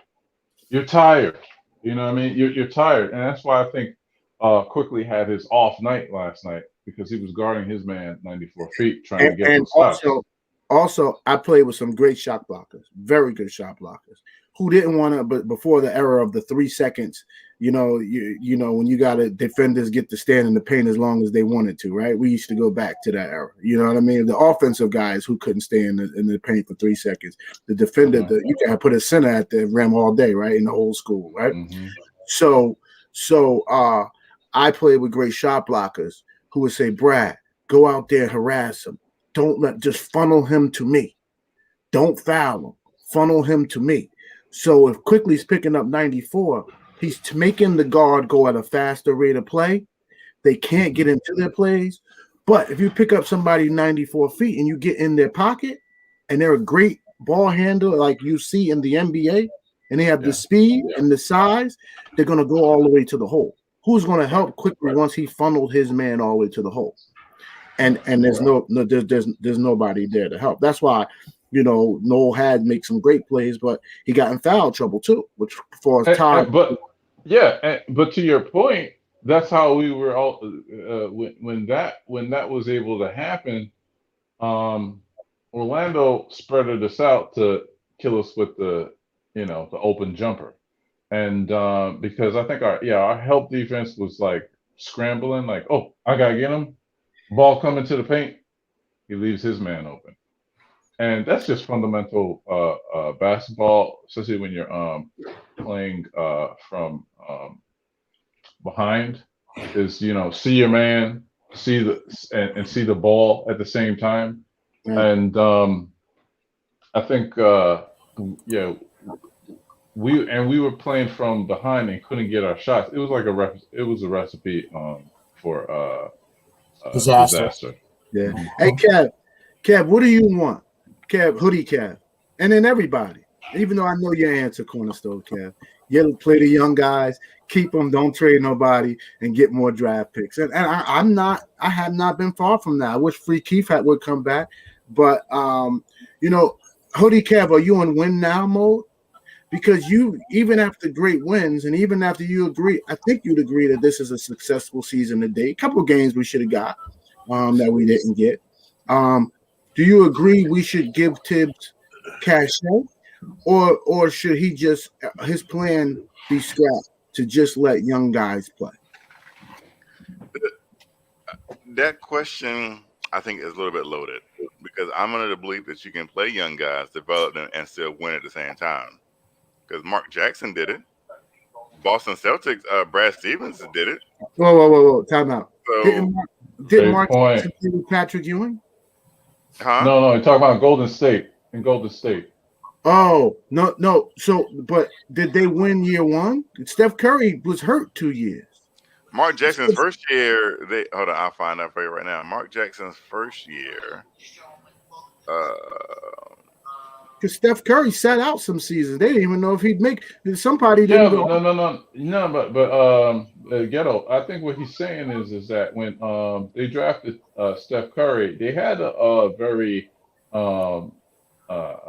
veteran-laden team. I remember, because they had Stack, they had Harrison Barnes. I believe they had used to play for the Knicks, Baron Davis, but Curry got some playing time, significant playing time, that made him into the person that he is today. Yes, he did get hurt, but what our Knicks would have done, seen him getting hurt, they would have never gave him that. But don't change the conversation, CP. The question So hold on. So in Mark Jackson's first year, right? Mark Jackson inherited a team that had 9 players in 3 years or less. 9. They finished the season 23-43 with 9 players and 9 players going in 3 years less. His second season was 47-35 with the same team. And so my point is, he spent the year to develop players. Yeah. And then the next year he won. No, let me turn that phrase into this. He spent a year developing and turned him into a dynasty. Yeah, but the drafting did that too, not just Mark Jackson. No, because here's the thing: the core players were already on that team. The Klay Thompson, Steph Curry's, Draymond Green's, Harrison Barnes, they were already on that team. Right. He took them and taught them and turned. And granted, he wasn't there to make them. I don't think you listen. I love you to death. I don't think you listen. They still drafted. They still drafted a Steph Curry. They still drafted a Klay Thompson, and they still drafted a Draymond Green. These players were going to be these are phenomenal players. 3 of the No, best. hold on. You didn't know that when you drafted them. Exactly. You didn't know that. You didn't know they were going to be the greatest shooting backcourt in the history of the NBA when you drafted them. So hold on. Kev, hold on. That's not a fair argument, though. It is a fair argument. You just said they were great, but you didn't know they were great in the beginning. You're not listening, and for you to say yes, CP the artist, I'm fine with that. You're not listening. Do you think we have a player that had 3 players? Name me 3 players that can become Steph Curry, Klay Thompson, and Draymond Green that are on the Knicks today. That's unfair because we know now what Steph Curry, Klay Thompson, and Draymond Green are. I'm saying when you drafted Steph, Klay, and Draymond, because here's my thing: if everyone had known what they were going to be, they would have been number 1. Let's go back then. They would have been number 1 pick if you would have known they were going to be the greatness that they were. Time out. Right. Let's go back then. Tell me 3 players on the Knicks that have the potential. You think these guys just started dribbling and shooting? I think Knox can. I think Knox Here's the thing. I have a vision, and I don't know if you've seen this episode of my vision. I've watched all your episodes. But I don't want to hear about your vision right now. I want to have because the vision is the answer. The question is, can RJ Barrett, Kevin Knox, and Obi Toppin they let you go off on this? They let you go off on these tangents, Kevin. They don't stand up to you. You didn't get emotional. You didn't get emotional and start over talking people. I'm an intelligent man. I would like to have an intelligent conversation. Okay. Are you telling me that Mark Jackson taught Steph Curry how to dribble and shoot? He taught Draymond Green to be one of the smartest players in the NBA who has a dog and a motor that will eat your lights out. Are you telling me he made Klay Thompson one of the best all-around 3-and-D, get it all done players? If you're telling me that Mark Jackson made those, then I won't argue you because I'm not in their practices. I'm telling you they drafted the right skill sets, and then you guys are taking the conversation somewhere else. I'm sorry. When you mean drafting the right skill, explain yourself a little bit more, GI. I'll say it again. Steph Curry at Davidson, right? Then he go to some school like Davidson. Yes, Davidson. Right here in North Carolina. He carried his team deep into. He was shooting from places. Absolutely. Okay. I don't watch college ball. Me neither. I don't watch that. That much. They drafted Draymond Green because they said, "Yo, do you see this kid's? Do you see his pedigree? Do you see how dogged he is? Do you see how he'll go eat somebody's lunch out their box and dare them to say something to him? He's a modern day Charles Oakley with real skill sets. And this guy, Klay Thompson, he's smooth. He plays the game. He's willing to do it on both ends.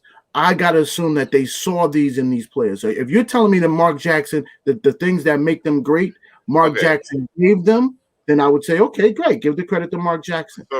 Or do you think whoever drafted them, who, by the way, wasn't the logo involved in all of this process of building this team? Yes, he was. Oh, I don't. Yes. Technically, I think he was like a consultant. I don't think he had an Never, official. never been a title, consultant to the Knicks. Oh no, but here's the thing. Like I said, That's my point. I just want you to debate that point. Well, I want to hear your, want to hear your dreams and everything. But I'm trying to put meat on the table. I'm hoping we can eat that, or if not, we can just go off on our wild theories and then whatever. I'm sorry. no, because here's the thing. You sit here and you say this in hindsight. Like, we knew that Steph Curry, as great as he was at Davidson, like, we knew Steph Curry was going to be the greatest shooter in the history of the NBA. Like, we knew we knew Draymond Green was going to be an all-world defender and defensive player of the year. Like, we knew Steph, like Klay Thompson was going to be. That's not what I said, Kev. That's hold on. Let me finish. Go ahead. But that's not what I said, though. What I'm going at is this. You said they drafted the skill sets to fit each other, right? They fit each other, and they had it within them, and it was brought out, right? Because you can have great players, but it still takes a great coach to bring you to another level, right?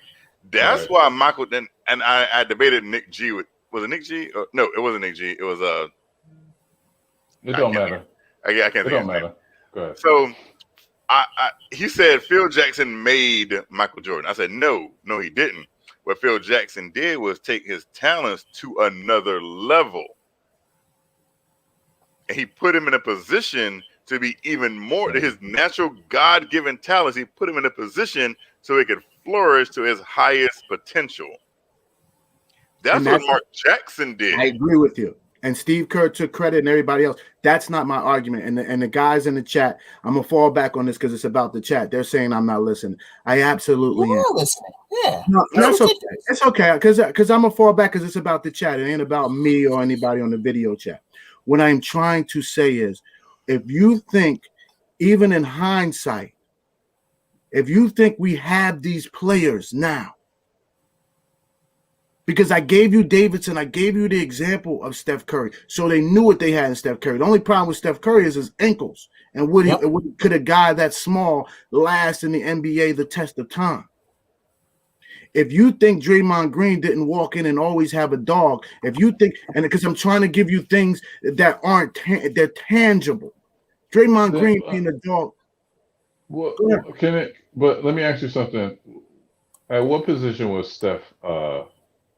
8. Drafted at 8. So 7 teams before him didn't see that potential ghetto intellect. That's not the point I'm saying. You're changing the conversation by saying that. I'm giving context. I'm giving context because the context. I'm listening to. I've been listening to you, and trying to not argue your point because I want to understand where you're going, so we can have a dialogue. Because I love your points that you usually make, but I think that context matters because I believe that in a context, people didn't believe in Steph Curry. I remember that draft. We were at 7. No, we were at 9. We were at 9, and he got scooped up at 8. People didn't. They said he was a small guard.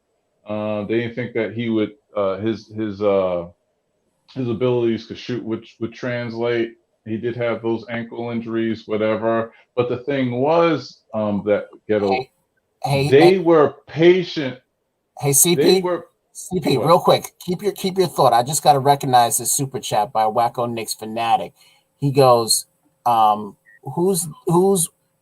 who were the vets in Mark Jackson bench for the kids? That's what he said. All right, keep going, CP.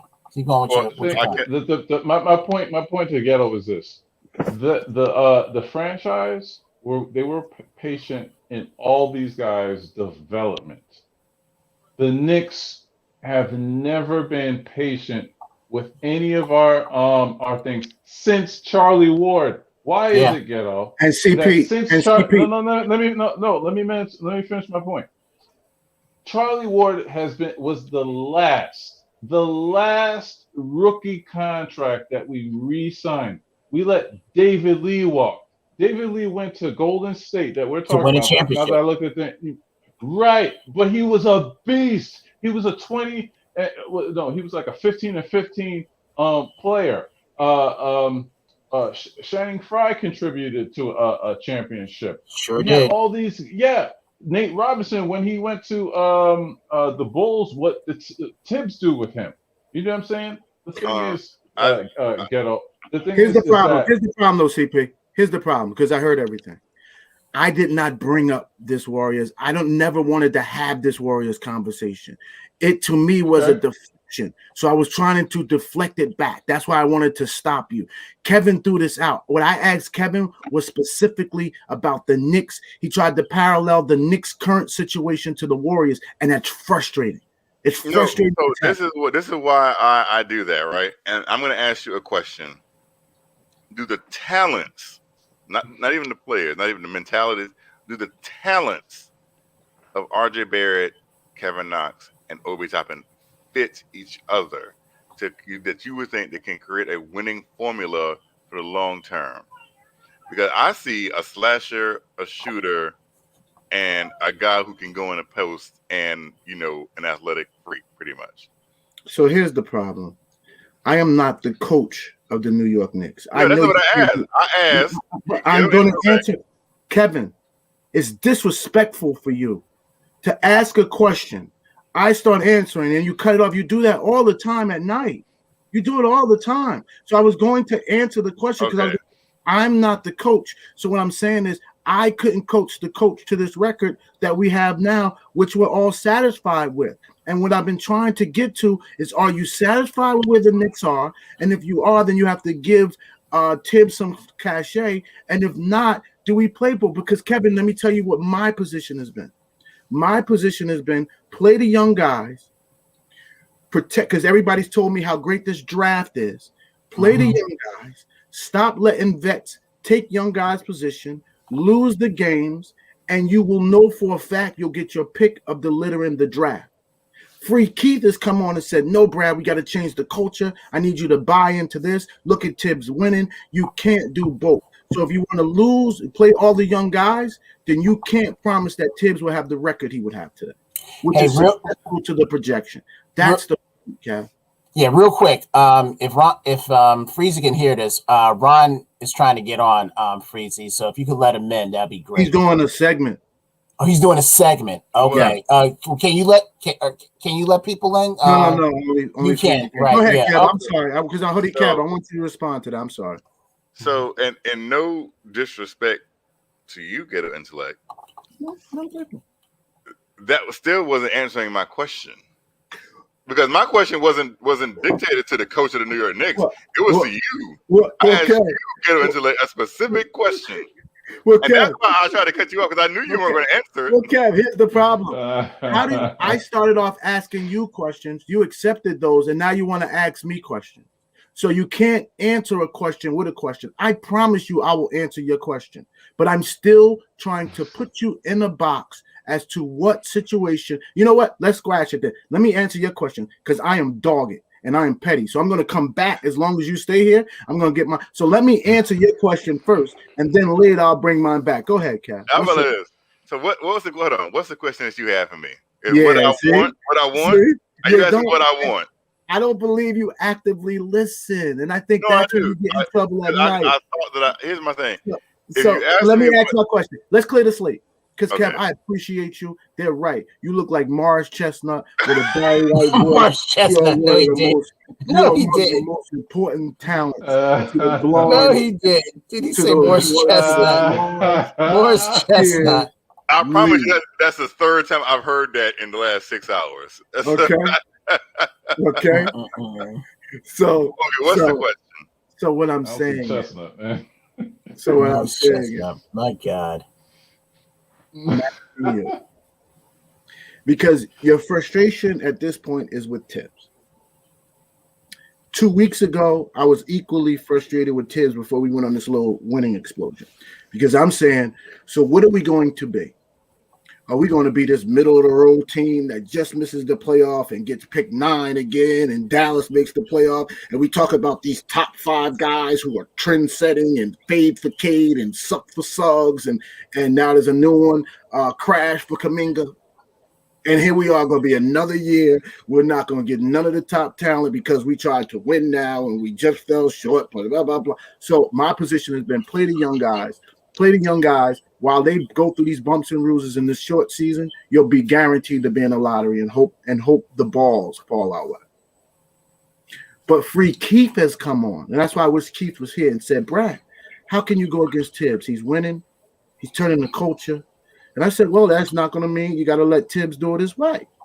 But I just hope that then the GM drafts players that fit into Tibbs' mentality.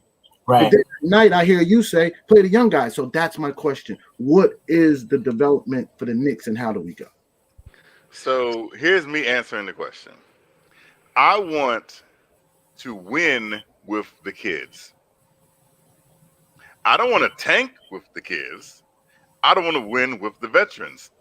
I want to win with the kids, because if you sit here and say that you can't win with the kids, is doing them a disservice.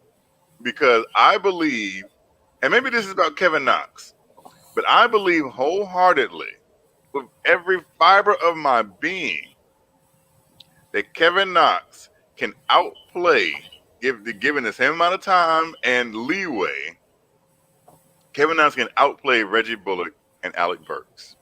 And you would get more than what you're getting from 2 players in one. He might have his defensive shortcomings from time to time, but so does Reggie Bullock and Alec Burks. Can I interject right here? So, so Ghetto, I hear your point, and I understand you very well. I think that the trouble is that, okay, yeah, let's say we tank, and Not we head tank. into the Not tank. Just play the young players. Not tank. But go ahead. Okay, play young players and we lose. We end up in the lottery, high lottery. Based off of what the Knicks have done already with their lottery picks, do you have faith that the whomever we get is going to flourish in this Knicks organization? Because there's no player that comes to the league. Well, I'm sorry, I take that back. There's rarely a player that comes in and dominates the league as we want them as a rookie. Rarely. So my question to you is, do you have faith, based off the history that we had with our own lottery picks, that our future lottery picks will be successful? And that's a great question. Thank you for it. Here's where I'm losing faith. First of all, my faith is in Tibbs, that he was able to take a team that Vegas, who sit in a room. If you ever seen the odds makers at Vegas, they look at the history of the guys, they look at everything, and they said this team as constructed will win 22 games.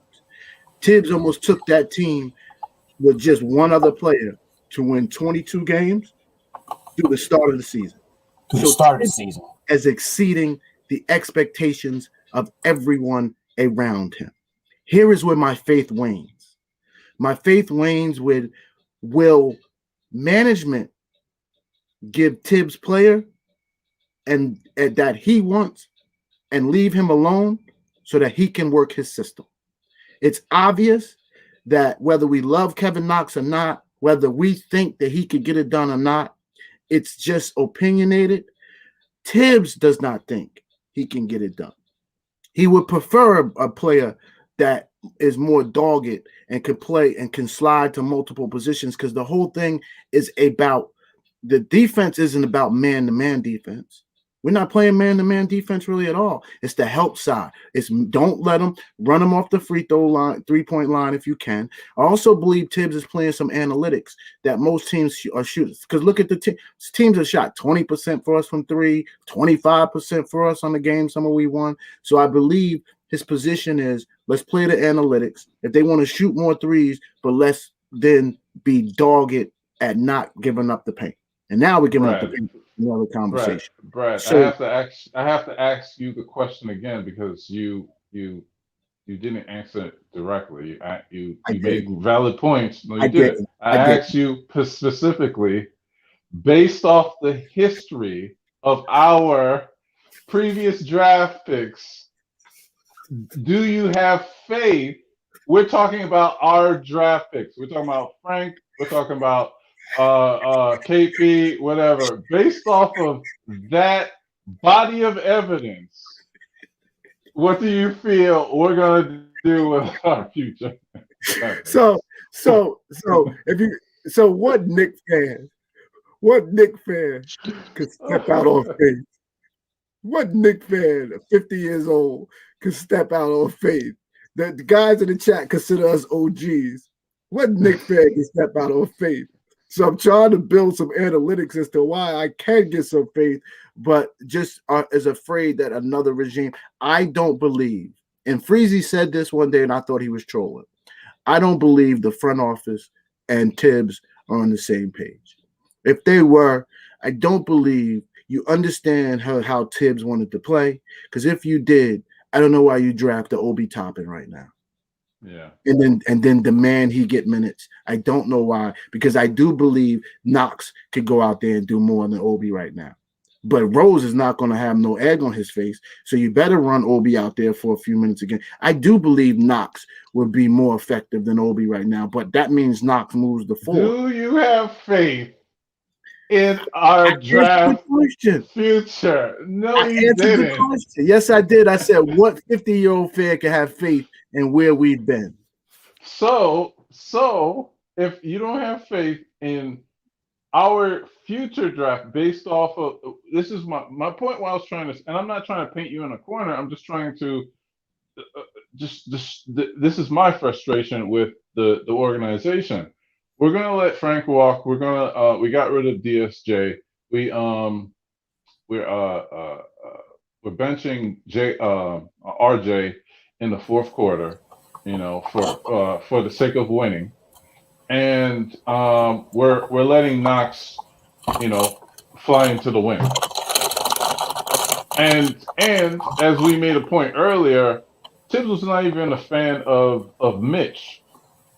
So the thing is that if this is we have no future if we have no present. You have no future if we have no present. What I do today in my life will affect me 5-10 years from now. So my point is that what we're doing today with our youth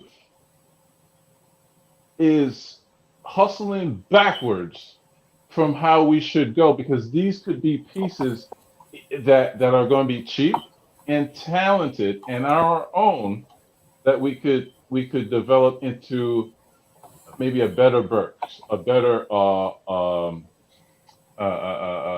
player. You know what I mean? So my thing is this: if I'm going to think logically in this front office, if I'm gonna okay, what you know somebody by their actions.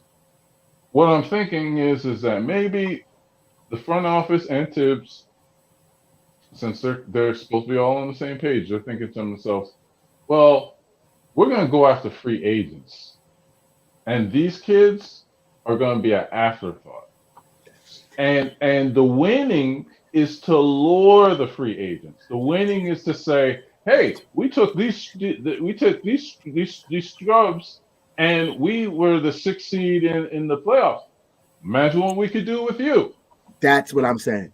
Okay, so man, get out of here. You didn't say that. If you would have said that, then I wouldn't have said that. No. I'm not trying to steal your thunder.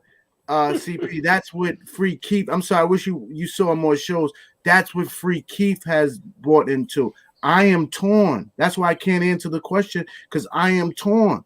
And then when I'm on guy, that's why I said I wish Free Keith was here because he can voice his opinion more. I want to let Hoodie Cab and Corner Stove Cab get in. But that's my point. My point is, what do we want? Because I'm telling you, if we went that route, then Vegas would be right. I know that for a fact, and I would be okay with it. Yeah, I hear you. I think and look, I'm speaking for myself. I'm an old fart, okay, and old farts we set in our ways, and I knew the direction that the Knicks were going once they hired Tibbs. That it was supposed to be a win now. If it wasn't going to be a win now, we would have been doing what Atlanta's doing. I live here in Atlanta. You get a young coach that was an assistant on another team, and you draft for the future, and you see where the eggs lie. You win, it's great. You lose, it's great too. But this franchise had said we can't lose because the fan base won't like us. So we put in Tibbs. And we're giving him his plate of veterans. He's going to use them. Whomever isn't playing, whether it's our young guys, we don't care because our goal is free agency, and which is kind of scary if you're a Knicks fan because the 2021 free agent class is weaker now. So what are we planning on doing? Is giving like the bag to players that are not franchise players? Well, here's the problem. Hold on, Kev. Kev had a question. Okay.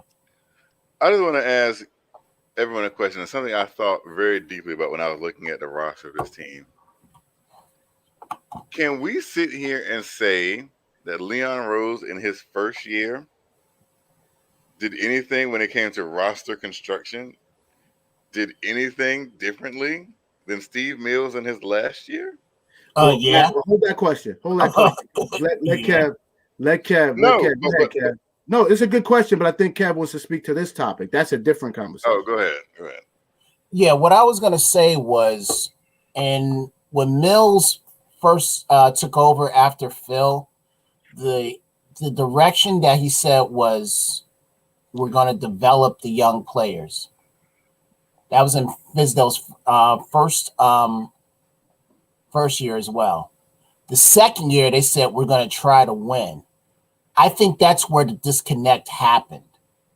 Because you tell a fan base one thing, and then the next year, you're going in a totally different direction.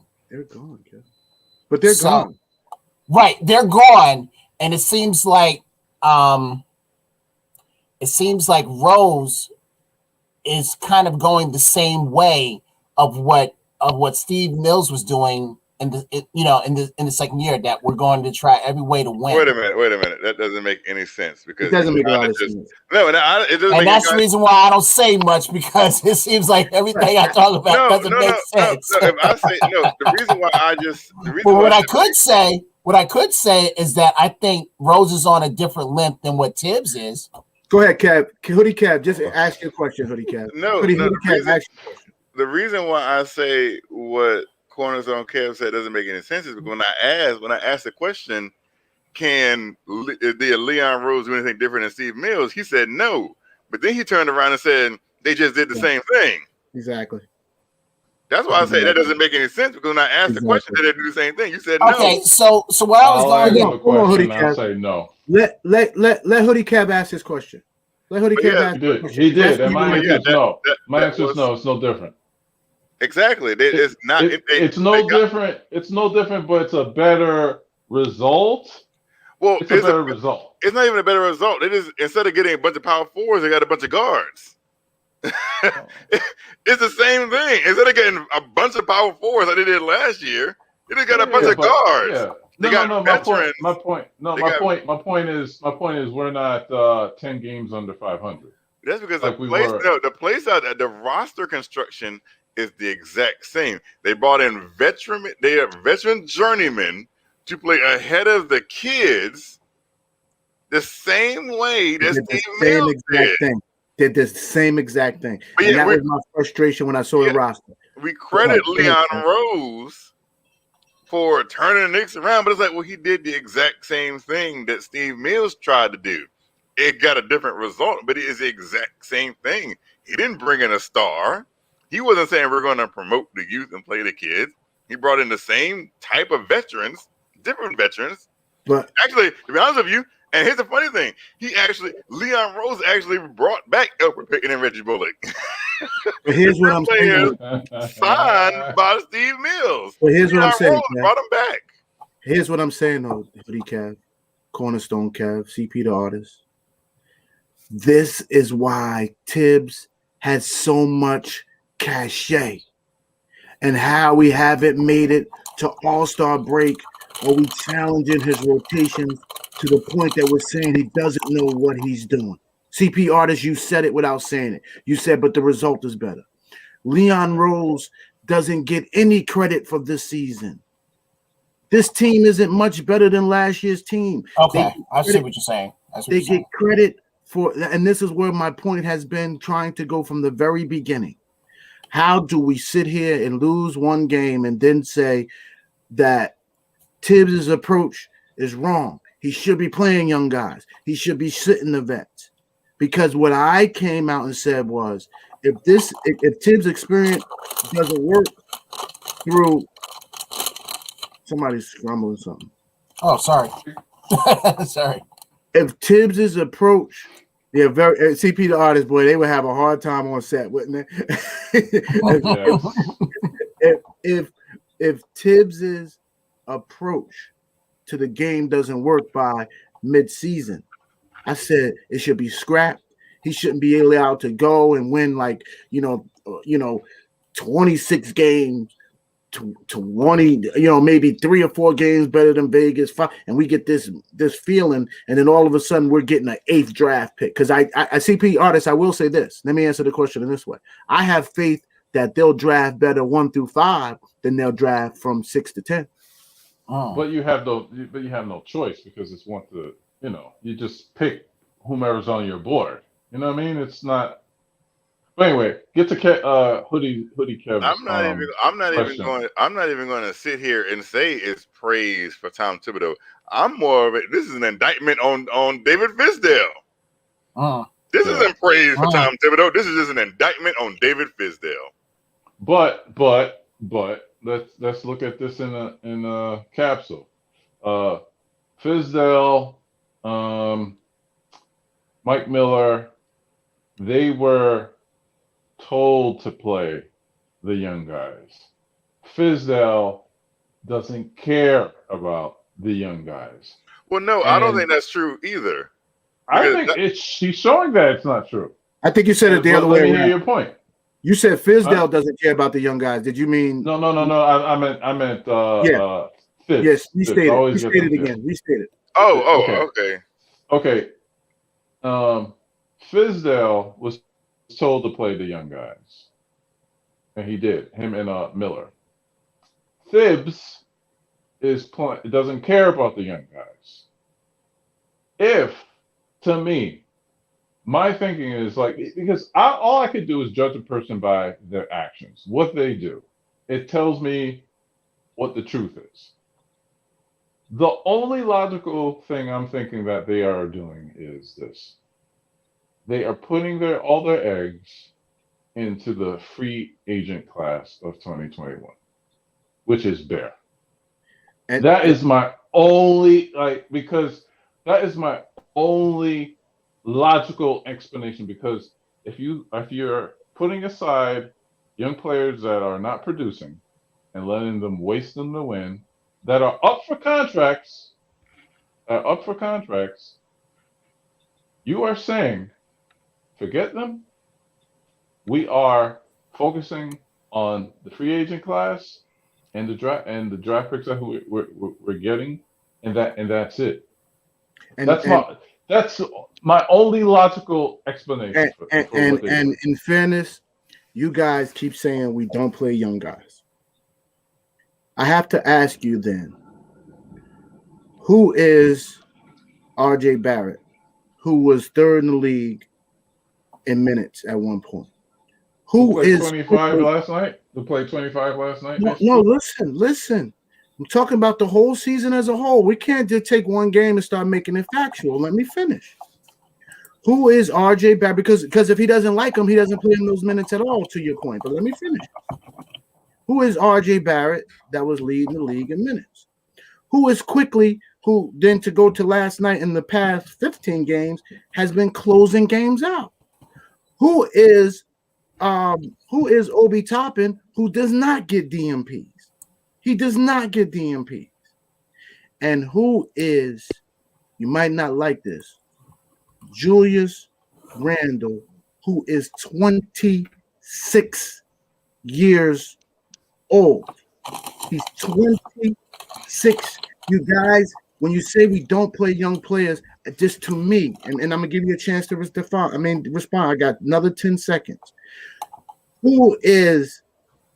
I don't get it. What age? What? When you say young guy, those aren't young guys that we can have for the future. You guys are only talking about the guys on the bench. Am I correct? No, okay. I'll say this, and let me rephrase that one. Let me give you more clarification when I say I'm upset. Right?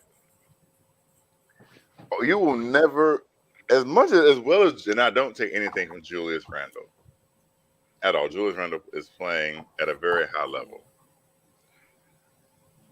You'll never get to see the exact highest level of potential that Obi Toppin has as long as Julius Randle is here. Like Julius Randle and Obi, okay, if you take Obi Toppin at the highest that Obi Toppin can be, Obi Toppin can be box office. Like he can be straight box office. He can be one of the players the NBA markets, and you see on all the NBA commercials. Obi Toppin be one of those players, right? Julius Randle, at the height of what Julius Randle can be, will never be that type of player. Because the NBA, and this comes from marketing, right? The NBA is all about marketing. That's why the Knicks don't get credit, because we don't have that many players that you can market that way. And so when I'm upset that Obi Toppin has played one game where he's played over 15 minutes, he played 16. I find it to be a problem. When I say that, it's not the fact that he's not playing RJ Barrett, because RJ Barrett led the league in minutes at one time. It's the fact that deep inside, I don't think the Tom Thibodeau trusts RJ Barrett. Well, that's you're changing the conversation. That's changing the conversation. Hey, Uncle Freeze, Ron's trying to get into the building. Well, what I asked though is playing those four guys every night, not the fact that Tibbs is playing young guys. That's it's more context than that. That's what I believe. I think it's deeper context, and the context is, if push comes to shove, does he trust those guys? And you can see as the season goes on and the game is getting a little tougher and harder, he doesn't trust RJ Barrett like that, the way he would trust Alec Burks for some God-given reason. If push came to shove, I don't think he trusts Emmanuel Quickly like he would D Rose or Elfrid Payton for some God-given reason. We all know Obi Toppin ain't gonna be in the game, so that's not even a question. That's not even a topic right now. We know Obi Toppin ain't gonna sniff the second half of the fourth quarter. So unless it's garbage time. I think Brad Ghetto. I think the thing is that when you have veterans that are on 1-year deals, cheap 1-year deals, that if I put a gun to your head and said, sign them to a 5-year deal, right? You would be like, heck no. You're shaking your head. See, we're on the same page. So, but you have lottery picks, 8 9, 8. I don't even remember. That 8 and are 9. sitting on your bench that you, right, that you could develop, that you're not even playing. We know that the experience is the best teacher, and that even if for the like last night, the game was basically over. Orlando was up 15, going like 3 minutes left, and he's still trying to win a game. Like for what? Well, Throwing a young guy. 15 points, in 3 minutes, 15 points. It's a slim possibility, but you could still try. We struggle to score. We struggle to score. What are you talking about? CP. I'm just saying I'm saying it's possible. I'm saying it's possible. It's a possibility that I could be a president of the United States, but it's not. No, I can that's win not. a beauty contest. There's a possibility that I could CP. fly. I'm just trying to. No. The possibility. If it was 20 points, you sound like the dude from Dumb. No, if it was 20 points, you might have a thing, man. I just said it was 15. He asked that girl. 15, 3 minutes. Do you want? Do you remember Reggie Miller? Do you remember how many points did Reggie Miller? Years, and he said, "I'll have a chance." How many points did Reggie Miller? How many points did Reggie Miller score against us? We don't got a Reggie Miller on our team. All right, then. So I'm saying it's possible. What was wrong with saying that? It was possible. That's all. We don't. That's all. That was 1992. That was 1992, and we don't got a Reggie Miller on our team, bro. All right, go ahead, what are you talking about? Go ahead, man. There's a possibility you might be calling possibility. There ain't no possibility. CP, that was disingenuous. I like you too, Kev. Thank you. Bring the jersey out of me, man. Yo, Brad, tell this dude, man. 3 minutes. You said 3 minutes. Now, if you said 1 minute, most definitely. 3 minutes. You think LeBron can do it? No. Okay. That's ingenuous, CP. No. That was disingenuous. A possibility. You've been given possibilities. Go ahead, Kev. Go ahead, Kev. Go ahead. Yeah, let me let you cool off. I'm sending you to the corner for water down. I'm an advocate, and there's certain people.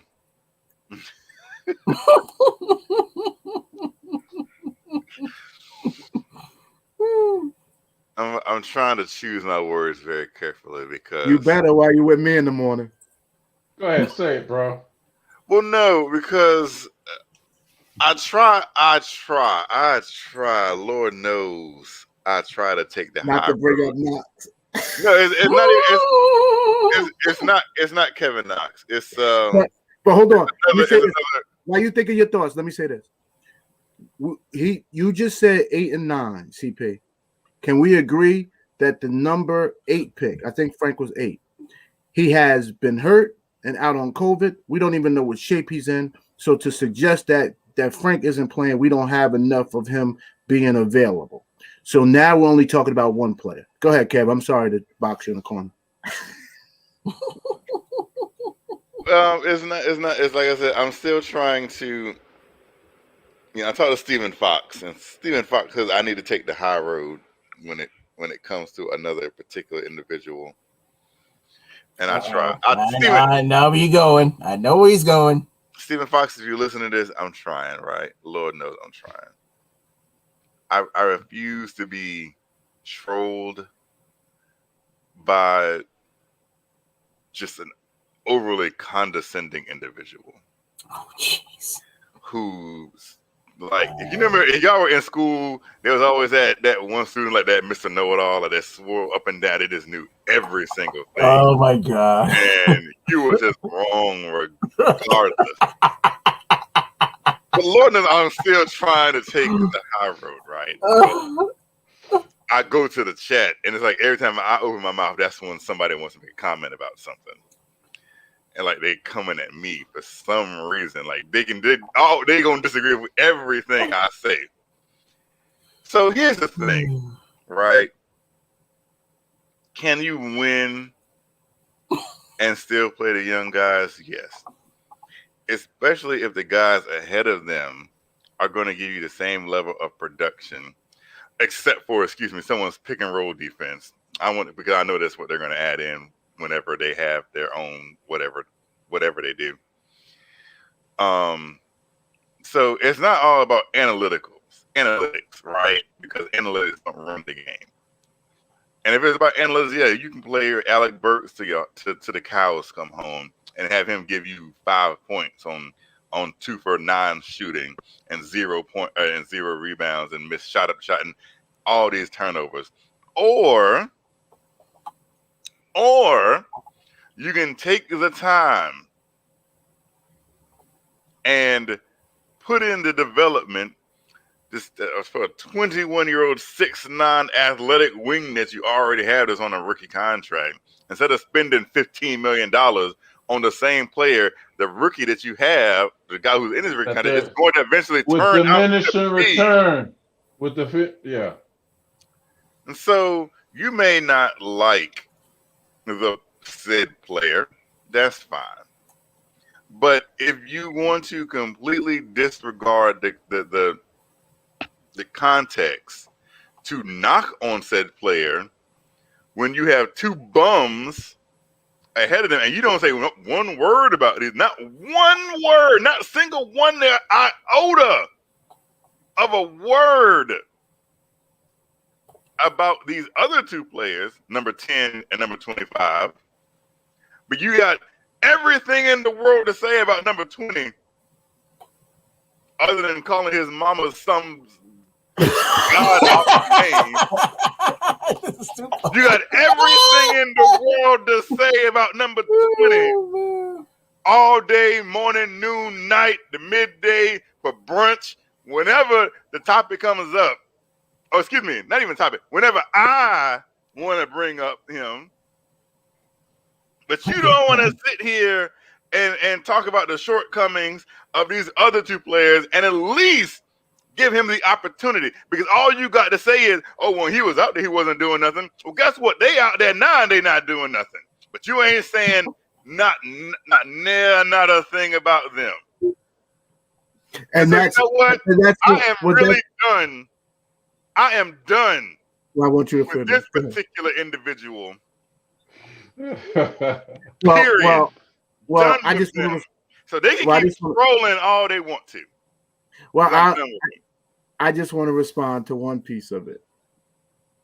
Oh, that hate, then let the knock flow through you, baby. Let the knock flow through you.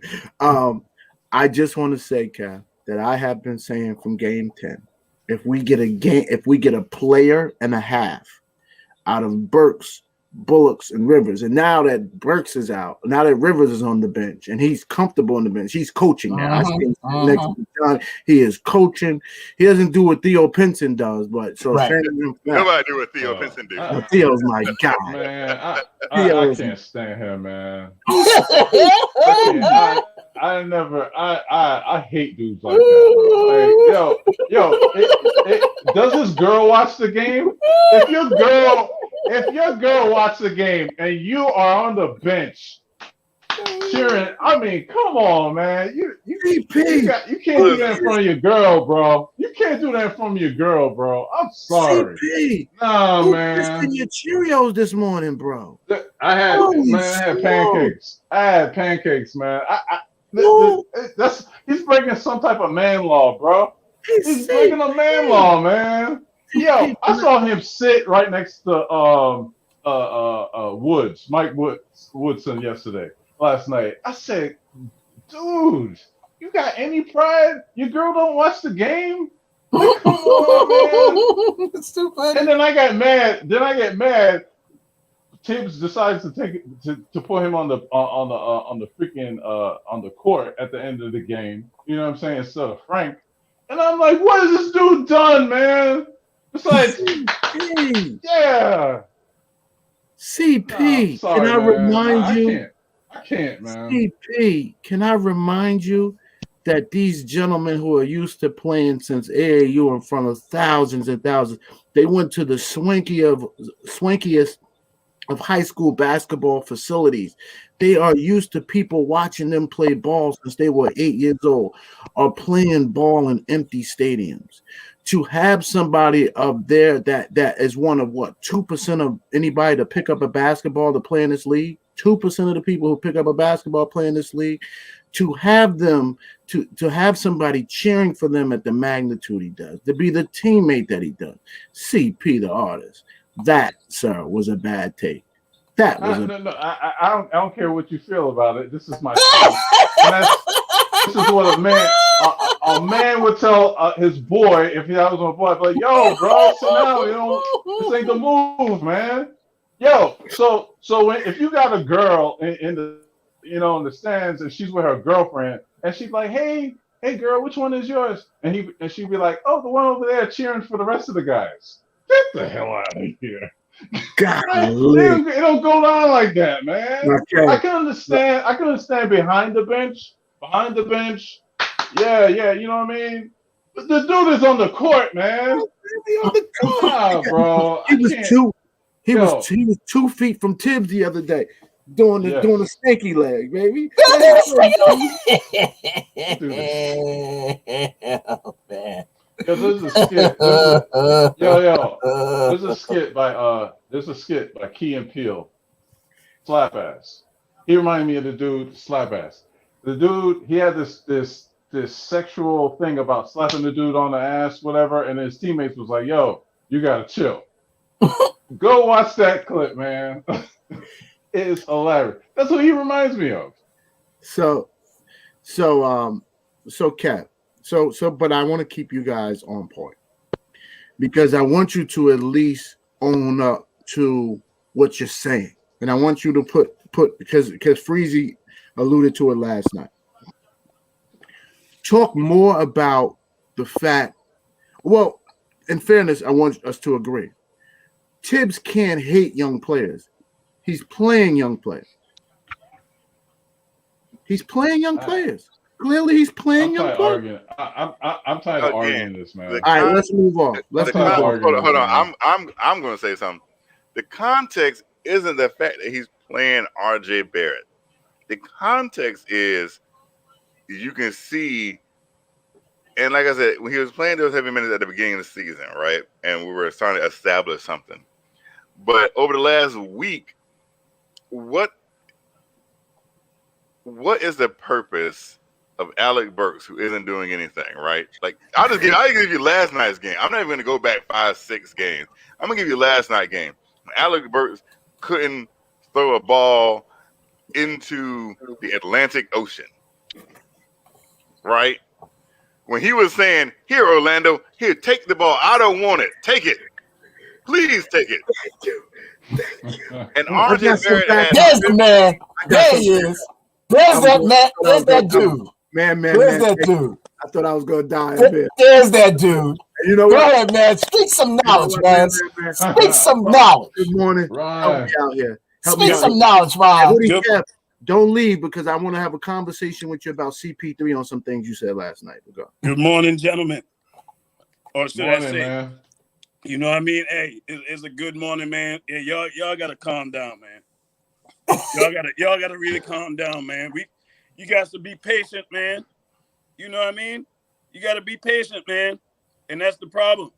You know what I mean? Right now, I mean, and Kevin, I heard you say, what is me or that Kev?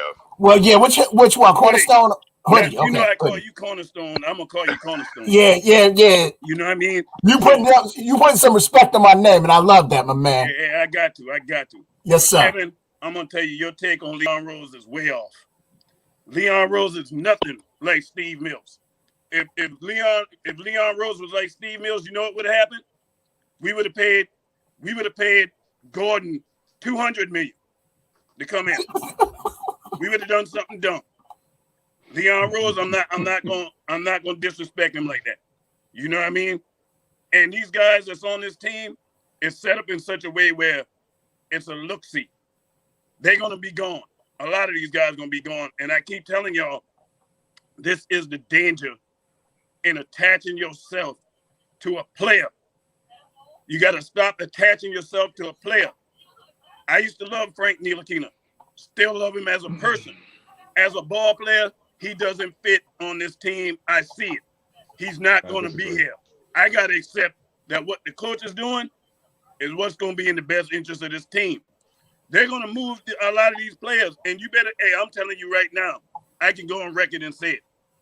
If it wasn't for that coronavirus, I'm telling you right now, your boy, Kevin Knox, Frank Ntilikina, and Dennis Smith Jr. would have been gone before the season started. They would have never been here. They would have been gone last season. You already seen DSJ gone. It would have been gone. And how do you say that? Hold on. How do you believe that at all? I've listened to you the whole time when I've been in that chat, man. Let me finish, man. Don't cut me off. No, I'm asking you to elaborate on that. That's what I'm asking you. I'm asking you to elaborate, like why you feel that way. Why I feel that way? Because I'm seeing the proof. When the evidence is in your face, you can't ignore it. DMPs after DMPs. When your team is struggling to shoot the ball and you got to shoot on the floor and he's not in the game, that's all you need to know. He's out of here. He is out of here. I'm telling you right now, they're just holding him to package him somewhere. He's going to become, I hope for his sake that he turn it around, but I don't think it's going to happen with New York. I can tell you that. He's out of here. He's out of here. And to say, Tibbs don't play the young guys, to G.I.'s point, Julius Randle is 26. He's playing quickly.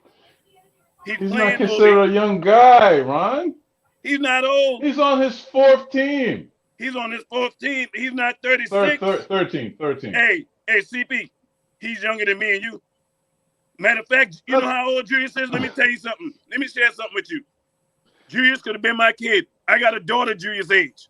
Mine too. And I have a daughter 28. And so would you call your daughter old?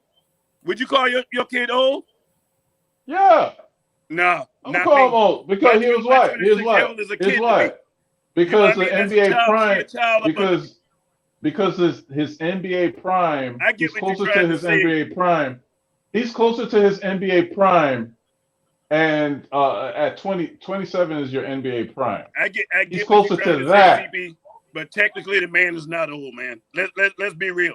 But you know the problem is, be careful what you ask for because you just might get it. You know what I mean? Let me ask you something. You ever pick out fruit? Oh yeah. You ever pick out fruit? Okay. When you go to the market, do you get the really, really ripe ones, or you get the one in the middle, or do you get the stale ones? Depends on what you're trying to do. So, well, I'm giving you an example. So the ripe ones would be considered Kev, Frank, DSJ when he was here. Those are the ripe ones, right? I mean, they're green. Julius is right there in the middle, so he's not a young guy. That's CP, all I'm saying. CP, so are you of the proponent that we need to trade Julius Randle? No, that's how you should not trade him. Do you want to get rid of him? No, don't put words in my mouth. Hold on, fellas. Hold on. No. That's what I'm asking you. I'm telling you what you sound like, but I'm asking you the question. I ain't putting words in your mouth. I'm telling you what you sound like. It's not my problem what you hear. That's not my problem. So answer the question. We have to get rid of Julius Randle? Never. Okay. Never. Okay. So me and you see eye to eye on that. So let's move past that. These guys that I'm hearing being talked about, Kevin Knox, we got to give it up. Frank Ntilikina. Okay, hold on. This is what kills me. This is what kills me, Ron. Say you're gonna give up on Alec Burks. He need to go too. No, absolutely. Here's the thing. This is the thing that kills me, right? And I sit here all day, and they talk about Kevin Knox is on the bench, he's getting DMPs.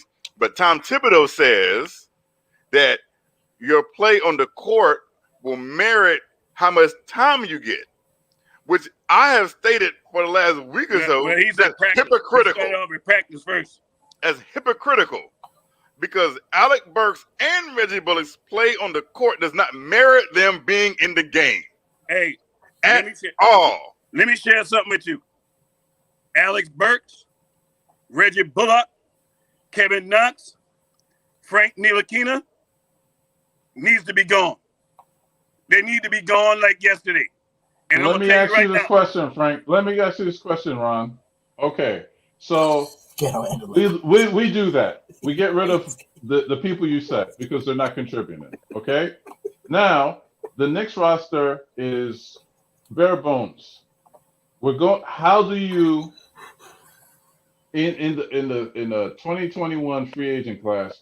Who are you bringing in? Because as I'm looking at this, as the available free agents, the top available free agents, Mike Conley, Kyle Lowry, DeRozan, Otto Porter Jr., Andre Drummond, Drew Holiday. These are the top. This is what's available for next year. Hold on for a second. I got some breaking news. CP. Really, what needs to happen? I want them guys going. I got some breaking news. It's not really New York related, but the Eagles just traded Carson Wentz to the Colts. That ain't no news. That's trash. You start to talk about Carson Wentz. You start to talk about Carson Wentz. That is breaking news. That ain't no breaking news. That's trash. Hey, so CP, this what I think needs to happen, man. Really, I'm listening. Really, those guys that I'm saying they need to be gone. When I say they need to be gone yesterday, I mean it. But what I'm saying that for is because I'm thinking what's going to happen is at the end of the season, they're going to let this thing cook, and rightfully so. We don't need to make no major trades. Only thing we need to do right now is be patient, but we definitely need to go find us a backup center. Go find JaVale McGee, because we are having a problem in that middle with Mitch is out. Everybody driving Ferraris and Lambos coming up in there and setting up shop ever since Mitch got hurt. The offense looked a little bit better without Mitch, and I had a feeling that was going to happen because of what these other guys can give us a little bit on the offensive side. They ain't going to just be standing around. You know what I mean? They can shoot. Being Taj and even Nerlens Noel on any given night can shoot a little bit. But Mitch wasn't even attempting to shoot. So I'm going to answer your question. I'm going to give it back to you. Okay. So what they need to do, let this thing continue to cook. Let this thing continue to cook, but you got some pieces you can get out of here right now to bring in players. You can package Knox. You can package Frank. You can package Bullock and bring somebody back from somebody else's team that'd be like a lateral trade. You can try to go get a J.J. Redick that can shoot, because we don't have no real bona fide shooters on this team. We got a bunch of streaky shooters. The best three-point shooter on our team is right now Julius Randle at 40-point-something%. And then I would say Emmanuel Quickly. Everybody else, and even him, he's streaky. We got a bunch of streaky three-point shooters. We don't have no shooters, and we definitely need So JJ Redick will, since he's struggling in New Orleans, he won't struggle with the Knicks. Well, if you look at his numbers, he started shooting better. I saw a stat on him. It was like the last 5 games, what he was shooting from behind the arc. It was a ridiculous number. And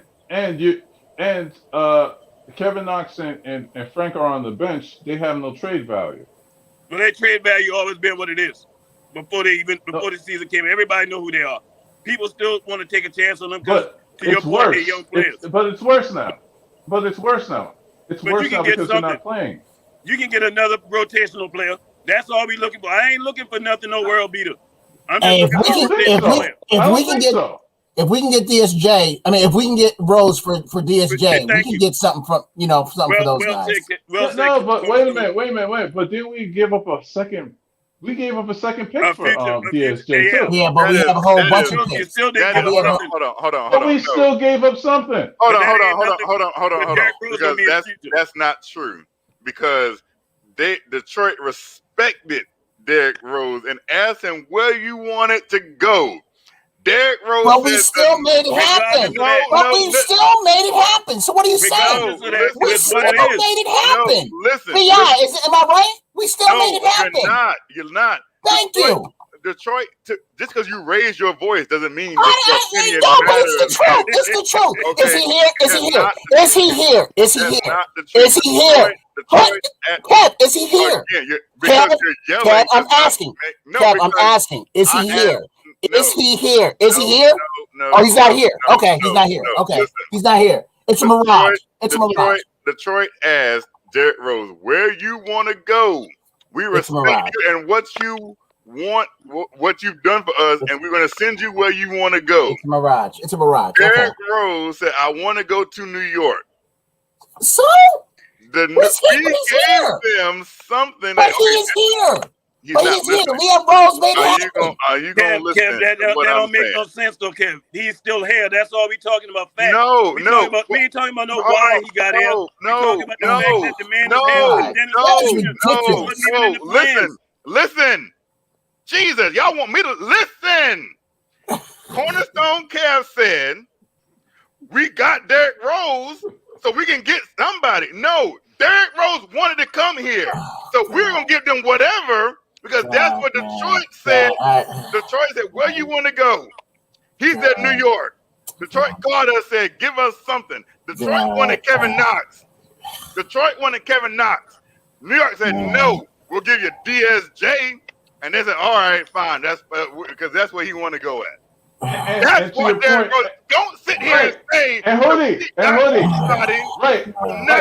when that's not the case. And Derrick Rose is on an expiring contract.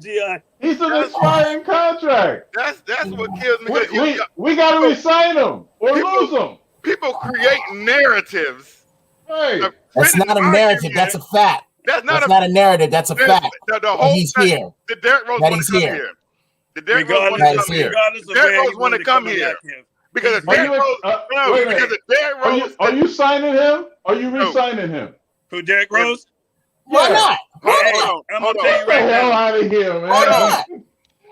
Hold on. Right now, Tibbs is gonna re-sign him. He's gonna be here. A 32-year-old point guard playing the bench. You gonna resign him? On the bench. Hold on. Be on the bench. Hold on. Here's the question.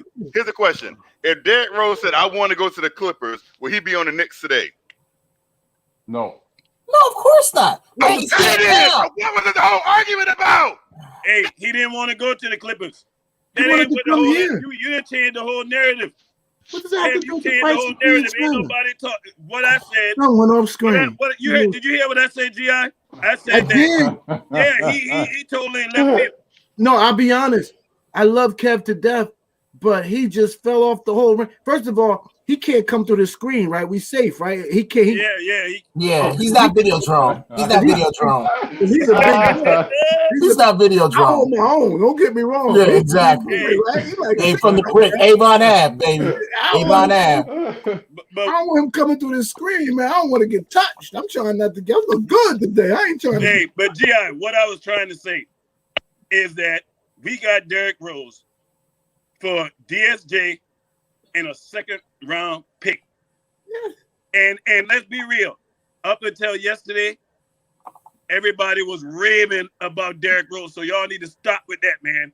Derrick Rose is not no trash player.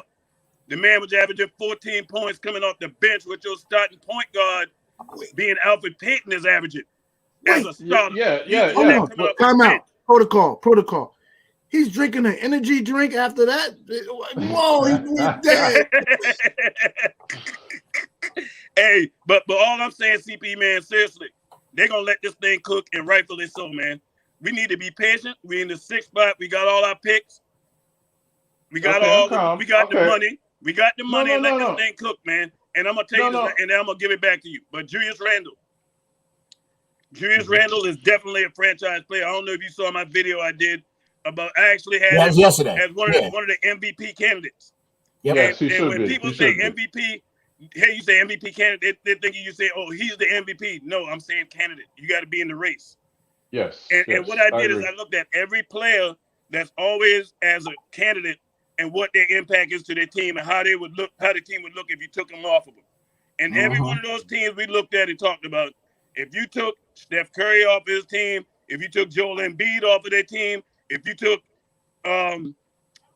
Giannis away, if you took Dame away from the team, every last player that we looked at, if you took that particular individual off their team, everybody agreed that them teams would pretty much be a lottery team. And it's the same thing with Julius' impact to this team. And they had a stat on Julius yesterday. Julius was the first Knicks to have 20-10-5 in the history of this organization. 20-10-5, and actually they did him a little disservice because it's 23-11-5. No Knick has ever done that in the history of the New York Knicks franchise. And so when you look at impact to the team, what the guy does, he is definitely the franchise for this team, and he is definitely the number one option. And I'm going to tell you, this is how I feel about it. If the game is on the line, You know who I want the ball in whose hand? I want it in Julius' hand. I'll live with Julius missing a shot than giving the ball to Reggie Bullock, Alex Burks, Kevin Knox, any of those other guys. Maybe Derrick Rose are out. Yeah, throw Derrick Rose in there. Throw Derrick Rose in there. Yes. But other than that, I think it's obvious this team goes as Julius Randle goes. Period. And the reason that is point taken, but go ahead, CP. My only point with the youth is that if you're not going to play them, you have to increase their value. And I disagree with Ron and the little munchkin over there. I don't like you no more, Kev. Not me and you got beef. Yes, you bro. do. No, Yes, you do. You love me. You know, if I'm on the street, you're gonna bring me inside, man. You know, if I'm on the street, you're gonna bring me inside. You're gonna bring me inside. Yes, you do. I get what you're saying too, CP. I get what you're saying too. We gotta build them up to move them if we're not gonna keep them, man. Exactly. That's all. Keith, I needed you, yo. You left me out here with Where you been, man? My fault. It's snowing out here, man. I had to do it, yo, hey, man. Y'all be safe, man. It's snowing that hard? That thing ain't letting up, Bro, man. It's snowing that hard? Hold on. Yo, the weather's just being real disrespectful, man. Like, I just, Y'all still getting hammered like that? Man, it's been 2 weeks, bro. Like, damn, give us a break, yo. Man, I'm glad y'all boys still got power. Where you live? Freaky, where you live? Freaky, where you live? Y'all power lines on the ground. Oh, I'm in Queens right now. Oh, you're in Queens. Okay, all right. So you like me? Okay, all right. Oh man, damn. Man, look at Freezy coming in here looking like. Yeah, man. Them ain't your reading glasses. Like he about to make a them ain't your reading glasses. He look like he's ready to make a video. And you ain't from Parliament Funkadelic either, so take them glasses off. Yeah, man. You ain't Parliament Funkadelic. One of them new age Nation under the groove. Partying on the mothership. Partying on the mothership. Complete with teddy bears. So, ain't much, man. It's been a minute. Hey, Unc, man, you can't be going like that, man. We was about to, Ron was about to send the cops after you, man. Man, I was trying to get in. Up so bad, trying to get on here because Kevin was getting on my nerves. And I love Kevin. You know what I mean? I got love for you, Hoodie. But, Hoodie Kev. Hoodie Kev, not Cornerstone. Hoodie Kev was just poking me, man. I can't believe he disrespecting Rose like that, man. But see, that's like I keep telling y'all, man. Which Rose? Derrick Rose or Leon Rose? Leon Rose. But okay. I keep saying it, man, and I had to learn the hard way. You disrespected Derrick Rose calling something KL. No, I did not. Yeah, Stop you did. attaching yourself to players, man. You got to attach yourself to that shield, man. Players come and players go. Are you going to still be a Knicks fan once Kevin goes? This is the new age of fandom, Kev. This is the new age of fandom. You can't attach the players, man. So hold on. So let me. I guess to set this straight, I did not become a New York Knicks fan 3 years ago. That's late breaking news. Okay, I was a Knicks fan before Adam Silver called out Kevin Knox's name to the New York Knicks. I didn't become a New York Knicks fan on draft night 3 years ago. My favorite player on the Knicks is Kevin Knox. Yes. But when Kevin Knox is not here, that's your favorite player? That's your favorite player? For real? Like, no, real rap. No, I'm not even. I just want to make sure that. Have you ever watched? I want to make sure that wasn't hyperbole. Have you ever watched? Like going forward from this point on, I want to know if that was serious. Have you ever watched the Knicks at Night show? Like ever one time? Have you ever? Like your favorite player, like your for real favorite. I'm not saying you can't like him or like, oh, I really like Knox and I'm pulling for him and I see something. That's me with Little Keenan. Yeah, that's worse. He's like for real. Shut up. He's like for real your favorite player. Like I want to make sure I'm clear. I want to make sure I'm clear on this going forward, just for my own sanity. I just need. Anybody else in the panel want to answer that question for him? Yes, he's a Knoxer. Yes, he's a Knoxer. And nobody has committed this man to an asylum or nothing? No, but I know he had a breakdown with Knox not getting them DMPs. How is he out here allowed to handle his own business? He's obviously mentally unstable. Hey, Kev, I thought about you, man. I said, boy, I would not want to be in Kev's household with Kevin Knox getting these DMPs. Yeah. Yeah, you know his father's upset, man. Kevin you know Knox, his father's upset. Kevin Knox ain't even Kevin Knox's favorite player on the team. All right, hold on. It's been on for a minute. Kev, hold up, though. There's more Frankers than there's Knoxes. You know what? So, I don't know, Chuck. I think it's running high, man. I think it might be a tie with that thing, man. Hey, Hoodie Kev, before you, because I know you're tired. You've been up all night because at least I got some sleep. I want to ask you, it was a statement you made last night, and hopefully we'll go from there and parlay into if anything is a letdown this season. Last night showed us not having a point guard that has a consistent jump shot that is our downfall, because that's what happened last night. We needed a point guard who could shoot to pull them out of that. They just packed the paint on us, and they played really good defense. It was a great defensive plan on their point. But Kev, last night, and it's come up, the conversation's come up a couple times. Yo. Oh my God. Yo. It's been a long while. How you been, man? Oh well. Hey, you having too much fun, man. I gotta get on some of that fun. I'm not having fun. I'm about to pass out. Well, I know. That's why I want to ask this question and get this out of you before, just in case you roll out. And then we might not go too much longer. It's about 3 hour mark anyway. It depends on what freeze you're going to do. But last night you made a statement. You were adamant about it. And you said that basically that Rose failed by not getting Derrick Rose. CP3. Because CP3 would have changed the projection of the team big time, what he can do. You said he failed by not getting CP3, and that it shouldn't matter whether CP3 wanted it shouldn't matter whether CP3 wanted to be here or not. He should have been traded here, and whatever it is, it is. And my point to you is, how could that be when it's a players' league? He's one of the players with the most cachet in the league.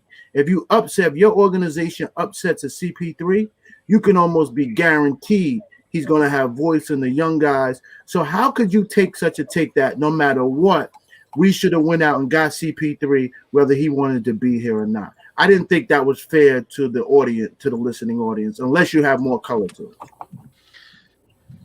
Okay. It's I'm a Star Trek fan, right? I'm a huge Star Trek fan.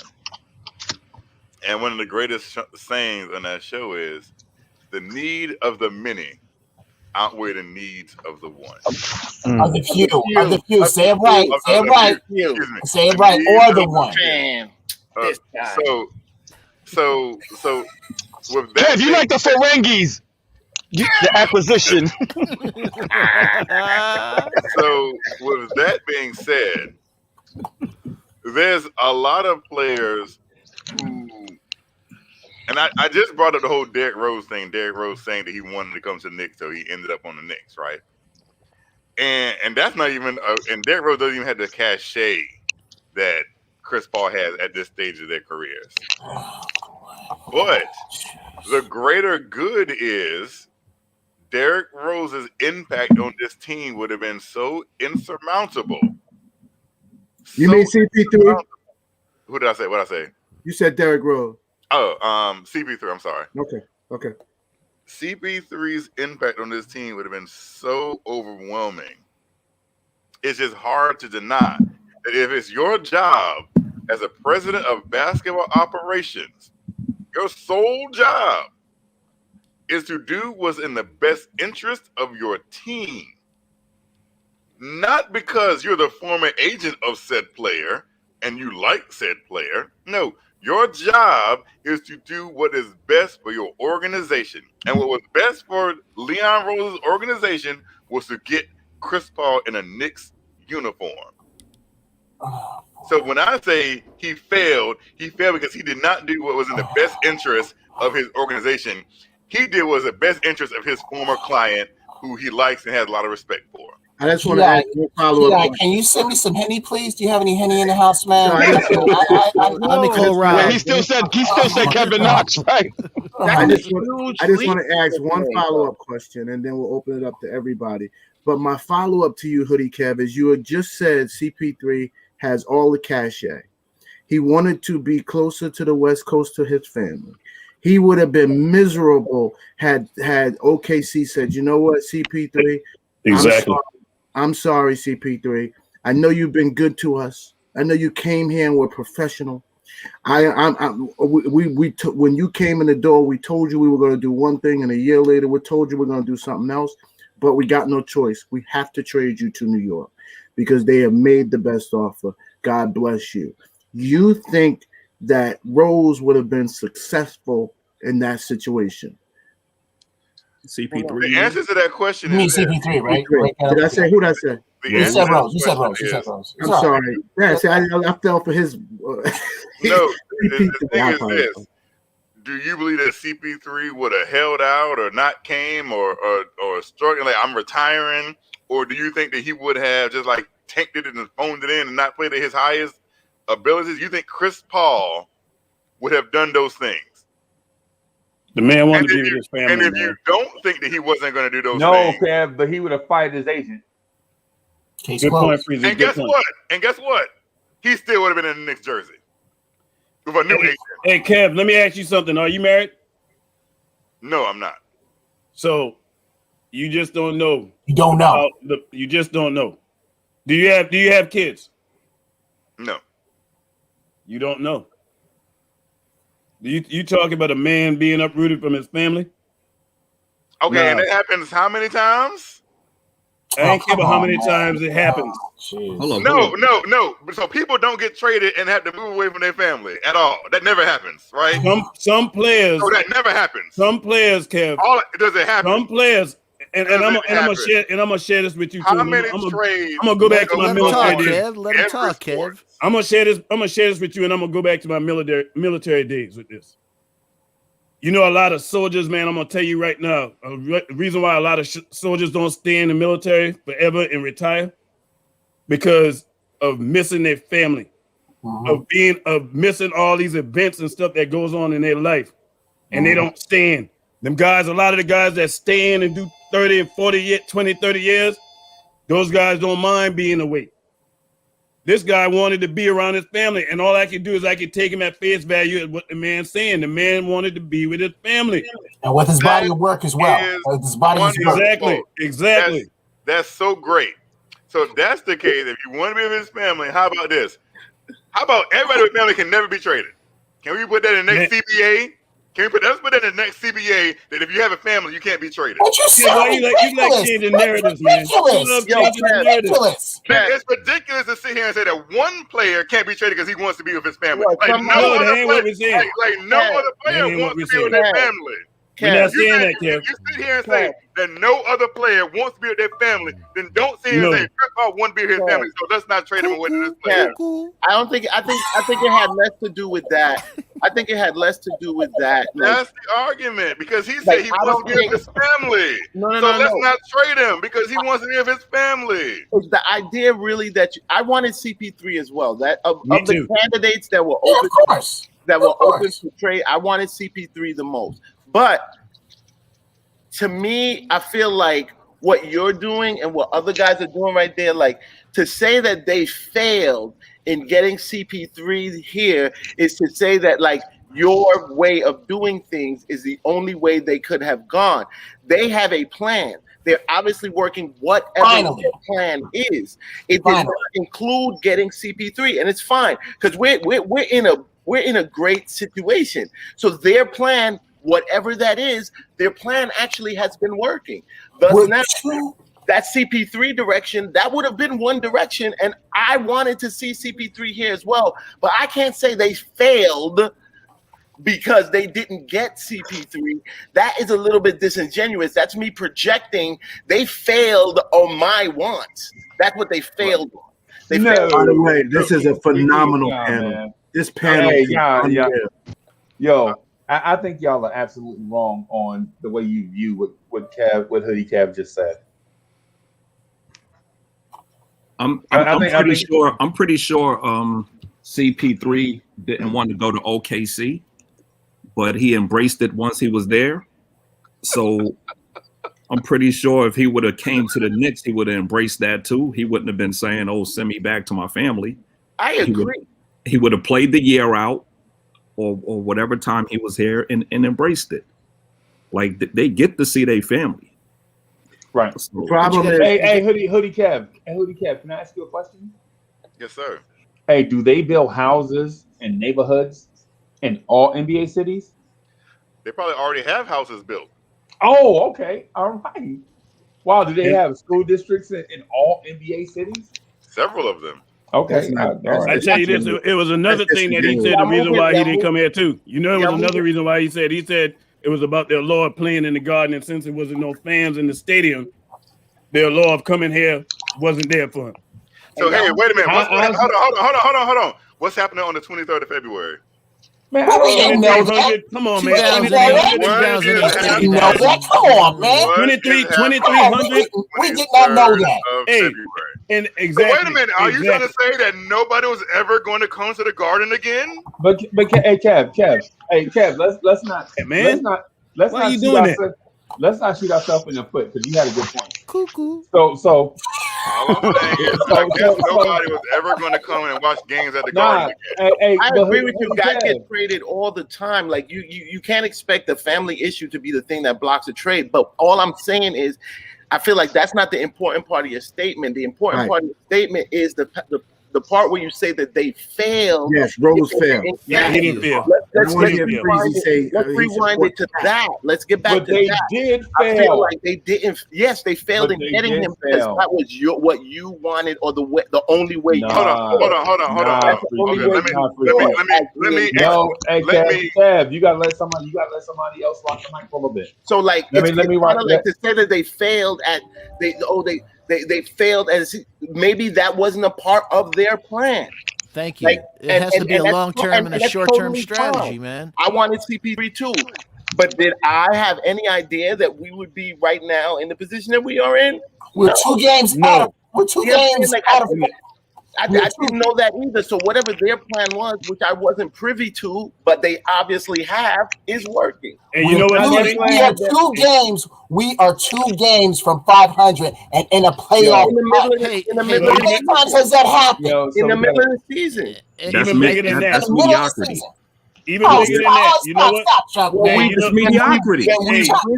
Then we've risen to mediocrity. You gotta walk before you crawl, man. You gotta crawl before you walk. That's you're basically celebrating being under 500. So what? Hey, so what? We're 10 games under 500. We're only 2 games under 500. Raise your level of expectations. Our level of expectations is going up there, but you got to crawl before you walk. Man. Pats want to go from lottery to championship, and it just doesn't happen. The MSG will be rocking on the 23rd, even with 2K. So what Hoodie Cap said is right, and I think all of y'all are missing the point. Y'all dead wrong. I think Keith got the point that it's a strategy. It's short term. You're saying let's get CP3, but it's the ramifications of giving up the assets to get CP3, and also he's not playing with a Booker here. You know, he's playing. You know, exactly. There's only so much you can get out of what these guys are here. So I'm looking at value. I'm looking at value. They got D Rose. And look what he's done, but look at the value we got. What did we give up to bring what he's done to the team? Look what he's done for Obi. Look what he's done for Quick in such a short time. And guess what else? Guess what else? Steven point right quick, and I'm gonna pass the ball to Uncle Freezy. To your point, if we would have won this game last night, nobody would have been in here talking about Leon Rose failed. Because guess what we would have been sitting at today? We would have been sitting at 500, and we would have been sitting in the 4th spot this morning. I'm glad we lost because otherwise we'd be talking about Kevin Knox. Thank you. Nobody would have been saying none of that, man. Oh, you missed it, Steve. We did. I'm glad I missed it. All right. So I just want to Chuck B, I'll come to you. I just want to say something, man. You know, when there's so many people on, man, so many smart ideas and thoughts, it's hard to kind of jump in. So I did want to say this. So first of all, good morning to the Legion of Knicks podcast. How you doing, bro? My man. Salute. Our man. Our man. Yes, our man. All right. So I did want to say that I think the 8 of y'all are really wrong. Oh, well, not Legion, because Legion didn't say so. The 7 of y'all are really wrong, and y'all stepped in puppy pool on this topic. What Hoodie Cat was saying was actually right. right? But what we failed to look at is for one, Hoodie Kev is right a lot, and I'm sensing a little bit of jealousy because he might be really smart, right? All right, so here's the thing. Here's the reason why I say it. Just a little bit of that, right? So we say that Leon Rose's plan is wrong, or that it's right. But if it was right, how come it had to be corrected in the middle of the season? If they were right, if their plan was going according to plan, how come they had to correct? How come they had to change course in the middle of the season? Where did they change course from? Where did they change course? Rose. They traded for Derrick Rose. Okay. What are you missing? Okay. Hey, so Cornerstone Kev. I mean, you so before I could even elaborate, you jumped in, you sliding back in the puppy pool. Let me help you out of that mess you're in, right? So the thing with Hoodie Kev is saying is that by getting a Chris Paul, right, you saw what he did to all the teams, how he made everybody else better along the way. he turned Shai Gilgeous-Alexander, whatever his name is, into a legit player. Can you imagine what that impact would have been if he had a young, bouncy power forward that's hyper athletic and that can throw it down on anybody? Wait a minute. We saw that already. We already saw him take a young dunker and turn him into something. He actually did it to two young dunkers and turned them into something. But wait a minute. There's more, right? There's more. What about a young, average athletic guard, you know what I'm saying, that's probably playing a little bit, under expectations or whatever? He turned that guy into SGA. Right now, y'all would trade stuff for SGA, right? What would RJ Barrett look like? What would Kevin Knox look like playing on the floor every night with a Chris Paul? And y'all are saying, well, we got Derrick Rose. Really? That's twofold. For one, Derrick Rose is not Chris Paul. And secondly, that only shows that the point that y'all are making was wrong because the front office realized their initial plan was whack and they had to fix it before they got exploited. We were saying Alfred Payton sucks for 20 games or however long it was before D Rose got here, right? So what I'm saying to y'all is before y'all jump on Hoodie Kev, just think about what my man is saying. And I understand we all have different perspectives and different points of view. But what I'm saying is before we smash his point, think about what my man was actually saying. Legion, I know you want. Legion, I know Legion want to jump in and bash my skull in. Go ahead, Legion. No, I'm not here to bash anybody's skull, man. I just want to. You want me to put you on Jalen Suggs? No, again, I don't know why we're talking about this again, but oh, sorry, I apologize. Just real quick, and I'll be short. Suit to everybody in the chat, man. My camera. G-Mo. Everybody in the chat because I have a studio camera over here, but it's not on. That's like I said. So, screw you, Keith. That's actually a good one, man. I used to get called. They used to say I have a Haitian hairline. I don't know what the hell that means. What? You guys are stupid, What do you man. say? These young guys have a Haitian hairline just because it wasn't. Oh wait, what? That isn't. Anyway, did Steely Dan do that? Like the whole setup. Terrible genetics. My hairline is terrible, but Keith, when he said that just made me laugh. I don't want to give Keith any credit for that joke. So Keith, that was an excellent joke, by the way. Artist, man, wherever you at, bro. I don't know where you at. I need you up here because you get on me all the time, man. CP, that's the guy, man. But I just wanted to spell some things, man. First and foremost, the whole Leon Rose thing of, again, like man, Ron said, we jump to conclusions after losses. Coaching and development and front office build is a process. You're going to have ugly games. And again, Tom Thibodeau's game yesterday, I think that was an Eagle game. He didn't want to make the proper rotations. When he threw down his what's the name, it was like that would have been the time to take guys out. But I think he wanted to so-called prove a point. And obviously it's one game. So again, when we look at Tom Thibodeau, you got to look at him with a little bit more nuance. Is he playing with a lot of talent? No. But he's taking a team who I don't think has a lot of talent. He's taking a guy like Julius Randle, who I was not a fan of the past season, and making them a quasi. You could say have quasi MVP production right now, just because it hasn't been sustained for years. A year or so, whatever. It's been half a season. That's one thing with him. Two, on the Kevin Knox thing, and to Kevin Wright's point. First, I don't try to make anybody. I speak fast naturally. I think it's a natural thing. I don't know how to control it. I don't speak to try to make anybody look stupid unless you're trolling or saying things that are out of pocket. So for the whole notion that I try to sound smart than others, I don't.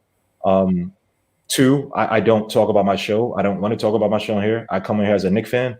I come in here to talk trash, to have fun with Knicks fans. So I don't try to impose anything on anybody. Support Blarn's Tier, support my man is the Knicks. These are great podcasts. Support MBK, support KFTV, support all these young kids who are coming out here, all these young kids are grown men who are supporting these channels. So again, I'm not here to impose anything. Freezy and Stephen Fox give me the light to come on here and talk trash or talk about Knicks, and I enjoy doing it. So I don't try to impose anything on anybody. Support these channels. God bless each and every one of you. With the Kevin Knox thing, I get, when you say things about Kevin Knox, Kevin Wright, when Kevin Knox had the Milwaukee Bucks game, I was shouting to the rooftops how good of a game it was. And I was probably the first person to do that on that show that was there. I forgot if it was that show or maybe the show after. But I give credit where it is due. I don't like Elfrid Payton, but when he's having good games like he had yesterday, I give him credit, right? And so when I talk about Kevin Knox, when you talk about other players, I don't mind you talking about Bullock or EP or any of these guys not being impactful, but is that you're hypocritical in your stance when you talk about Kevin Knox and give him excuses, but don't give the same context and excuses to other guys. So you do have a point, but the reason why people get so mad at you, and it's not just me. I'm not the only one. There are other people in the chat who point out your hypocrisy. So don't come at me. I'll from now on, I'll even shut up about your points on Kevin Knox. I don't want to cause no discord on the show. You're a valuable part of the show. It's just that when you say these points, you know what I mean? And every point on Kevin Knox, I've never said anything outside of the basketball opinions on you. I've never said anything about anything else. Your job, your nothing else. That has nothing to do with a basketball conversation. I try to keep it as emotionless outside the realm of basketball as possible. So that's really all I want to say, man. I'm not here to bash nobody. When I have these discussions, don't take any seriousness. Don't take any insult from me. That's not my doing at all. I just enjoy seeing you guys talk about basketball 24/7. It's fun. I can wake up at 3 a.m. and see you guys talking about it. I can wake up at 12 p.m. and see you guys talking about it. I can see you guys at 8 p.m. and see my man Ron talking about it. And we may disagree, but I'm not here to cause no discord amongst nobody. I'm not here to push That's not my what's saying at all. I don't make money from my show. My AdSense Gmail mail still has not come in. I'm not looking for it. I don't know how much I'm supposed to make. The super chats I've got, I don't know. So again, to tell you guys, my channel, when I come in here, don't look at me as Legion of Knicks. Look at me as Guillermo. Look at me as the guy with the Haitian hairline. Look at me as the presidential candidate of Haiti. Baby Doc. By the way, Baby Doc was terrible. Papa Doc was horrible. Hey guys, just to let you know, don't let him fool you, okay? Because he bashes me on a group text that we do. So don't let him. Don't let him go. It's all love, man. I just want to be absolutely. I love this man. I love this man. This man is the man. We jump. All right, hold up. All right, now, if the Knicks won last night, the fact still would have remained that with CP3. They would have been better than with Rose. Ain't nobody disputing that. No. But what y'all are saying is because we lost. That's why this is a topic. No, it was a topic before we lost. Nobody would have been talking about that. I gotta disagree with that. Nobody would have even brought that up. No. Nobody would have brought that up. Nobody would have talked that. Nobody would have talked that. Go to the drawing board. Everybody would have been talking about us being in the 4th seed. That's what we would have been talking. Nobody would have been talking about no Chris Paul. None of that. That would not have happened. I don't talk about seeds. There's more than 40 games left. I'm not talking about seeds. I think that's ridiculous.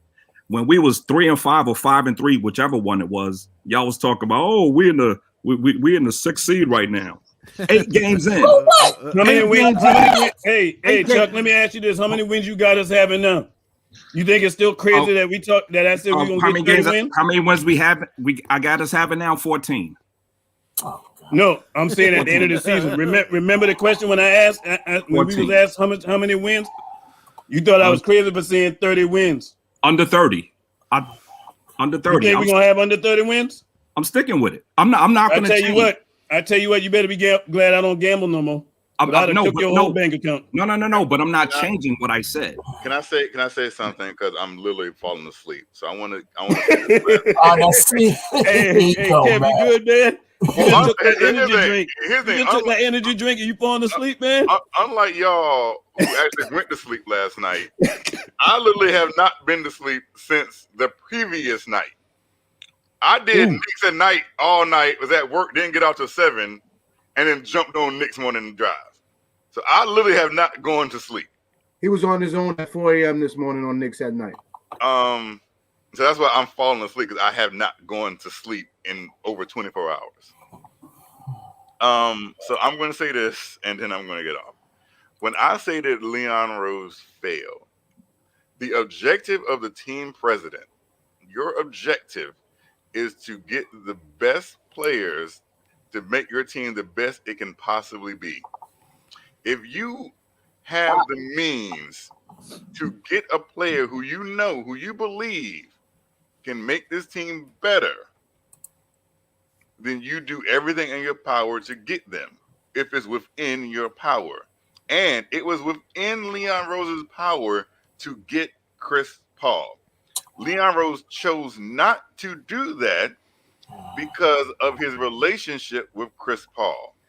That is why I believe that he failed the organization, because you said they have a plan, but plans change and deviate at a moment's notice. So you can't be and say they had the plan then, and that's what they were going to execute hands down. Nothing was going to change. No, plans change all the time. They're fluid.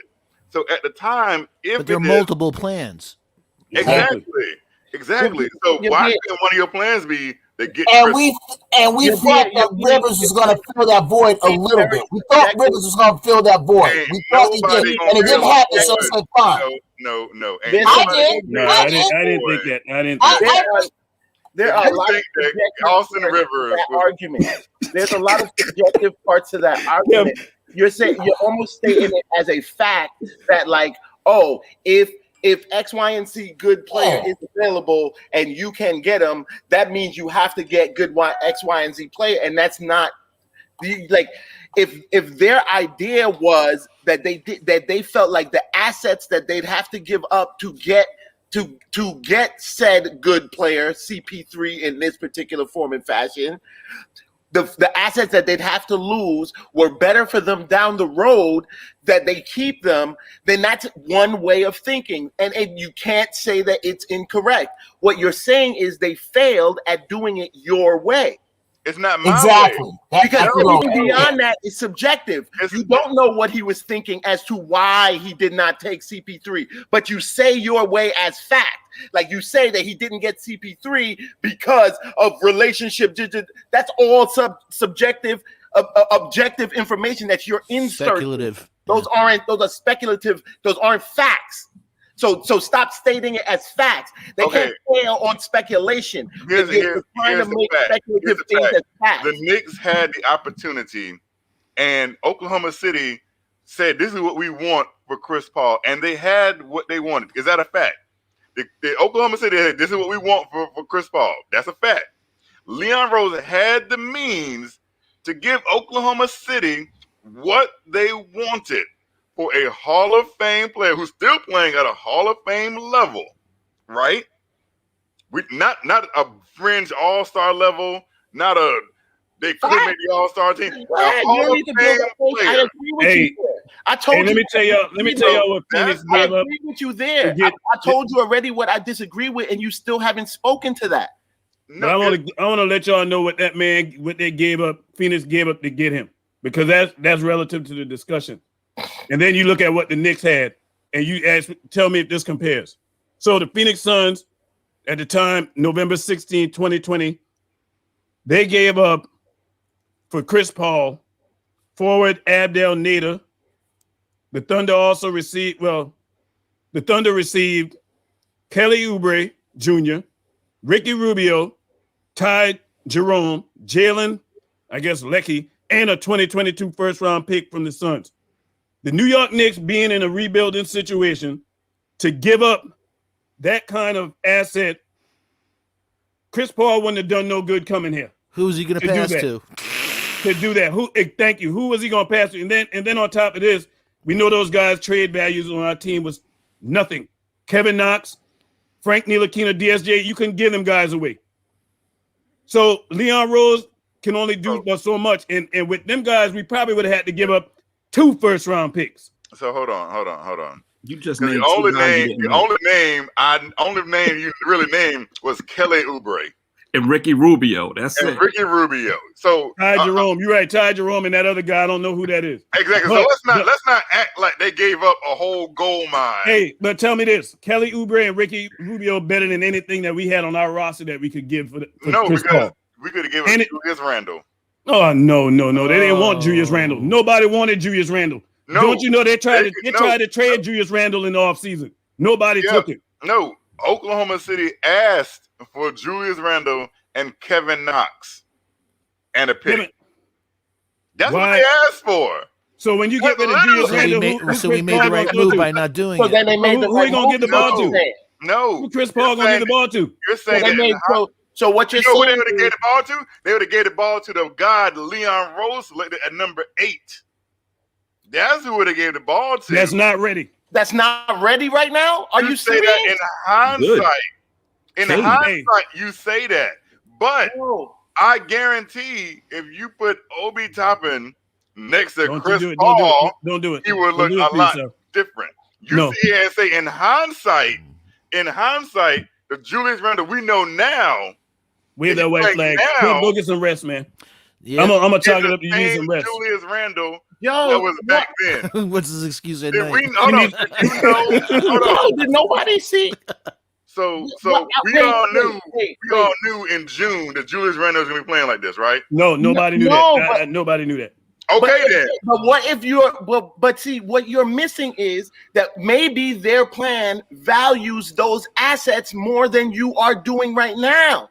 You have no idea what they thought about the assets that they had to give up to get CP3. Maybe exactly. Hold on. Maybe they value them more than you do. One of those assets are getting DNPs. So what? You don't know why. There ain't no asset. That guy's not an asset, Kev. You need to stop, man. Hey, y'all are on some BS because y'all will sit here and say anything. No, y'all will sit here and say anything that fits your argument. When Ron Cleveland sat here and said, "I will trade Kevin Knox for another rotational player," but he won't trade Kevin Knox for Chris Paul. If it was Kevin Knox by himself, I would buy Kevin Knox's bags myself. I didn't say that. He did. You did. Hold on, Ron. A minute ago, you said Kevin Knox isn't an asset.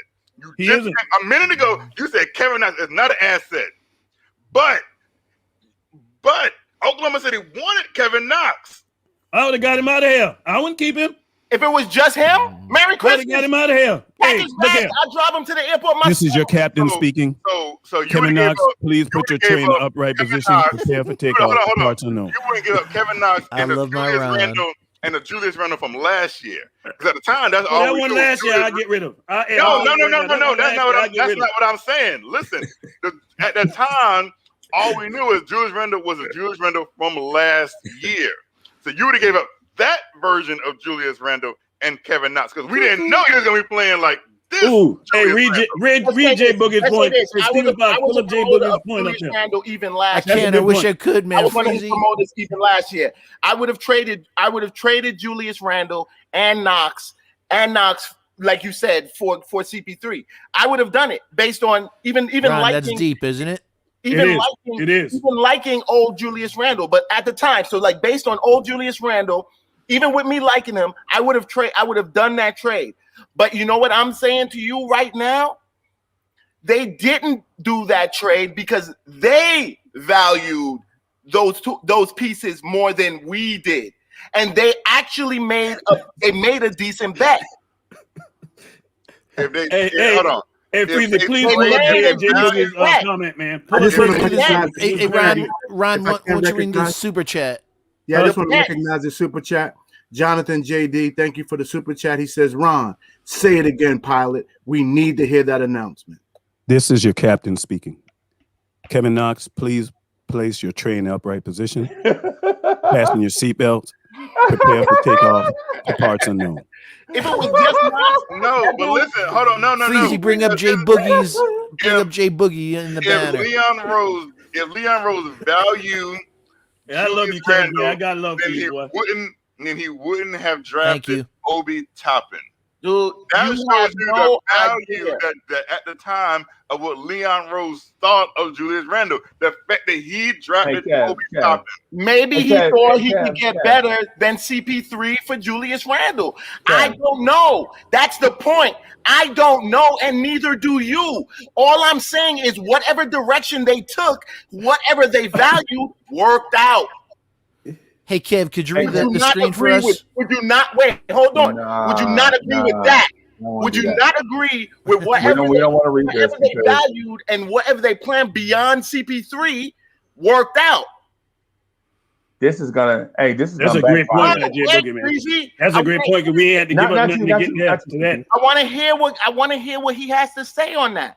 Because Kev sleepy, man. This time. Hey, Kev. Yeah, he need rest. Kevin needs some sleep, man. I ain't gonna because it doesn't make sense. Rest well, Kev. Get your rest, man. Got love for your boy. 17 and 10 in the West. Cuckoo. Is far different than 14 and 16 in the East. Don't change that goalpost. It's talking about position and stop that, Chuck. You changing the goalpost. The man talking about 5th and 6th spot. He ain't saying, but with it record, look at the record, not the spot. He's in the spot. You gotta look at the spot, man. Hey, but come on now. The East is the East as strong as the West? No. Exactly. That's why. That's my point. That's why. But you are where you are. You can't control where you're at. But they 17 and 10 in the West. You can't control that, man. You put the Knicks. You put the Knicks in the West. You put the Knicks in the West. They worse than 14 and 16. Tuck B, where's the Phoenix Suns defense ranked? Is the Phoenix Suns defense ranked number 4 defensive rating, or number 1 in points per game? Opponents. I'll pull it up for you. Yo, his teams out west we ain't even see yet. Right. Freezy must know the answer. He generally don't ask questions that defense. He don't know the answer. He be setting stuff up. Lakers ain't signed with CS. That's because that's because boxer. Hey, you know he was a boxer. You know what I mean? He set that thing up. Yeah, I used to watch this show called Columbo. You do? Hey, Columbo is the man. Hey, Foxy, you remember when Columbo used to go up to the subject? Yeah, how you doing? Yeah, I got one more question for you. Wait a second. So how'd you say you turned the key? And the dude in the dumb suspect would be like, man, what you would do is you would take the key and you would stick it in like this. So Columbo was a junk. But yeah, man, I think I agree with Chuck on this one. I think I disagree with Jay Boogie on this one, right?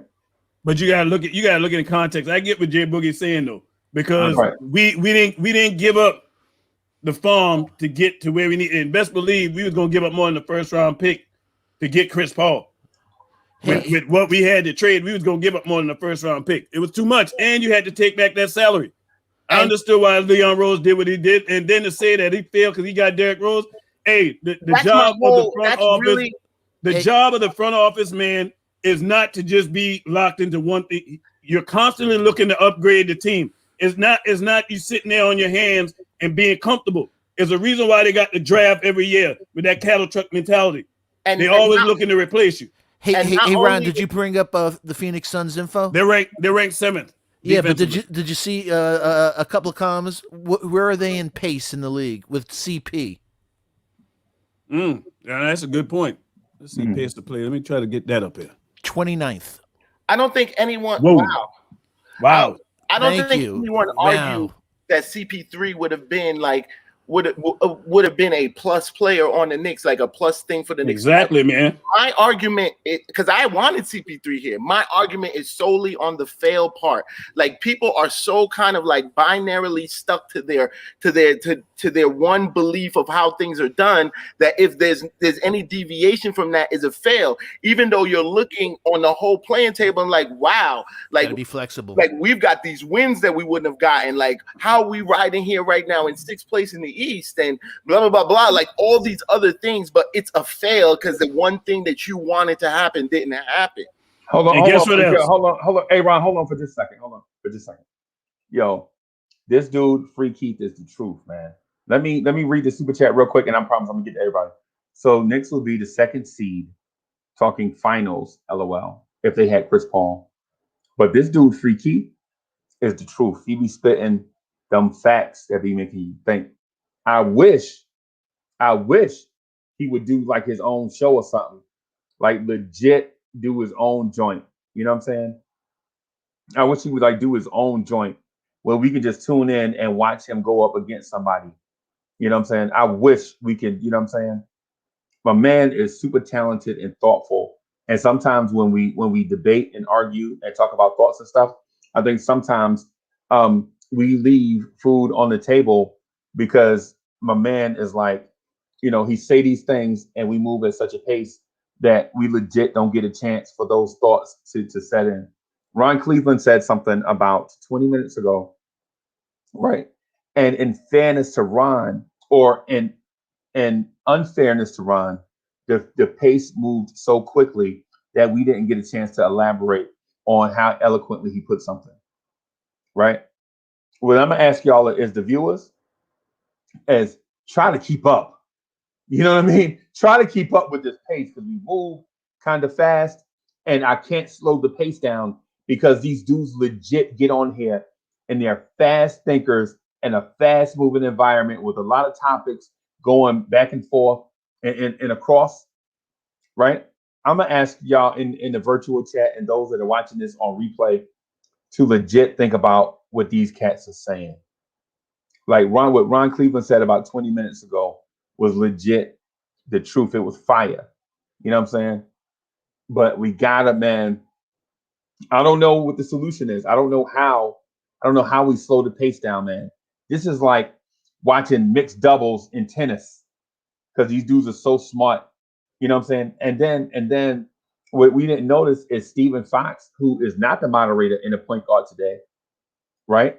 Moderate from the off guard position, which is a talent. That's talent. I'm gonna bring these dudes back in, man. I just want to do this one little thing because I legit want you, the viewer, to appreciate what it is that you're watching. You know what I'm saying? I legit want y'all to take notice of what y'all watching. For Stephen Fox to be moderating from the off guard position is fire. How you direct traffic and you're not at the point of attack? The dude was like, "Hey, Freezy, pull up that such and such thing that Jay Boogie put out there, and such and such." And then when it come up, he's like, "Nah, man, that was such and such finish, so we can read." Yo, this is dope, man. I'm telling y'all not getting content like this outside of the NBK fam. I'm telling you now. You know what I'm saying? Shout out to others, but this right here is something exceptional. We should be. I'm a fan of this. Let me bring my man Free Keith back in. Hey, Free Keith. What I just said, don't let that thing go to your head, man. Don't Free Keith. Don't let that thing go to your head. Don't be asking us for no parking space. You know what I'm saying? Like, I should park up front and all kind of stuff. You know what I mean? I tell y'all one thing. One thing I know, waking up in the morning this season, my New York Knicks, that's right. I know it's all ours, but they're my Knicks. We are relevant again. And I ain't talking about, we every now and then we get a win. Nah. Right. Every time we step in somebody's building, their point total go down. Right. Every time we step in everybody's building, we got a chance to win. But what tees you off is when you see performance like you saw last night, because I hear everybody saying a lot of stuff about that loss last night, but that loss had a lot to do with them players' lack of effort. Right. Not looking like they still were stuck in New York in the snow. Get them, Ron. Didn't show up. Tibbs had fought too. he gets some of it too.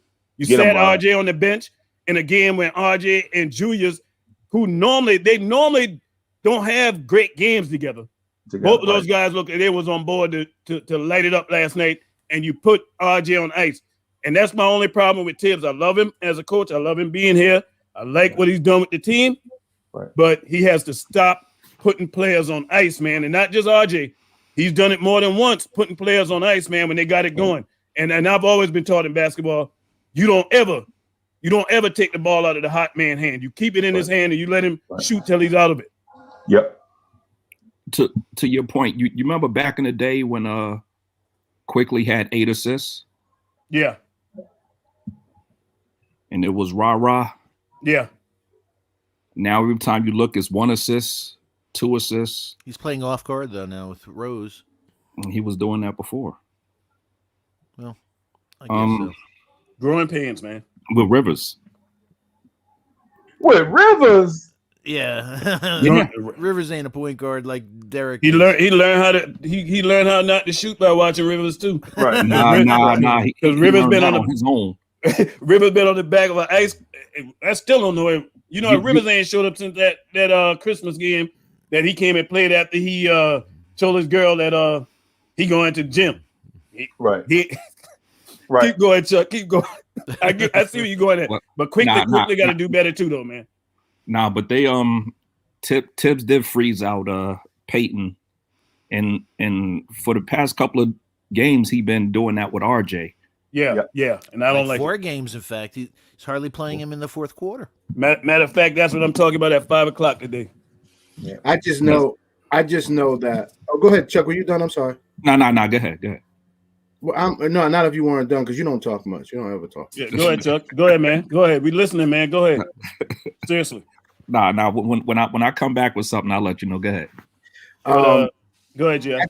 I just know that through participating in this platform, I have accepted the fact that this winning is important. That Tibbs has got us somewhere. Free Keith, man, has just been so good to my mind to get me headed at the road. That this is the way to go. Let Tibbs handle his business. He's got us headed a certain way, and it's working.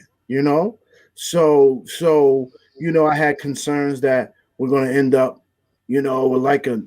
we might just miss the playoffs and we might end up with an 8 pick, but who knows what we could do. I can't worry about that.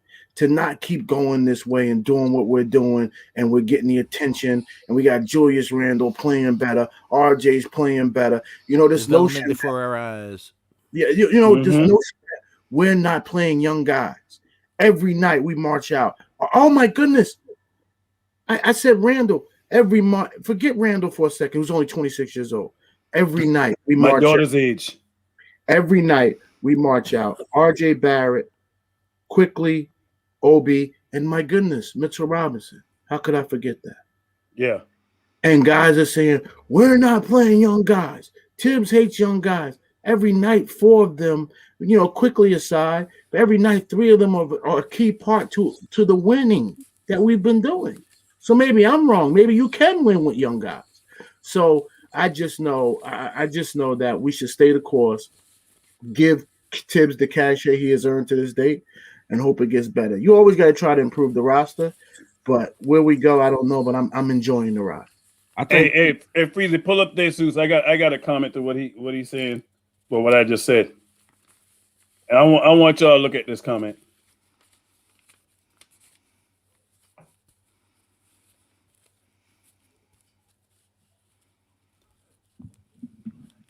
Jesus, the reason why it's a difference, IQ haven't even played a full season. Kevin Knox, how long has Kevin Knox been here? And his game has not changed from day one. He has not progressed at all. He is who he was when we got him. That's the problem. That's why he needs to fly out of here. I mean, it's a no-brainer.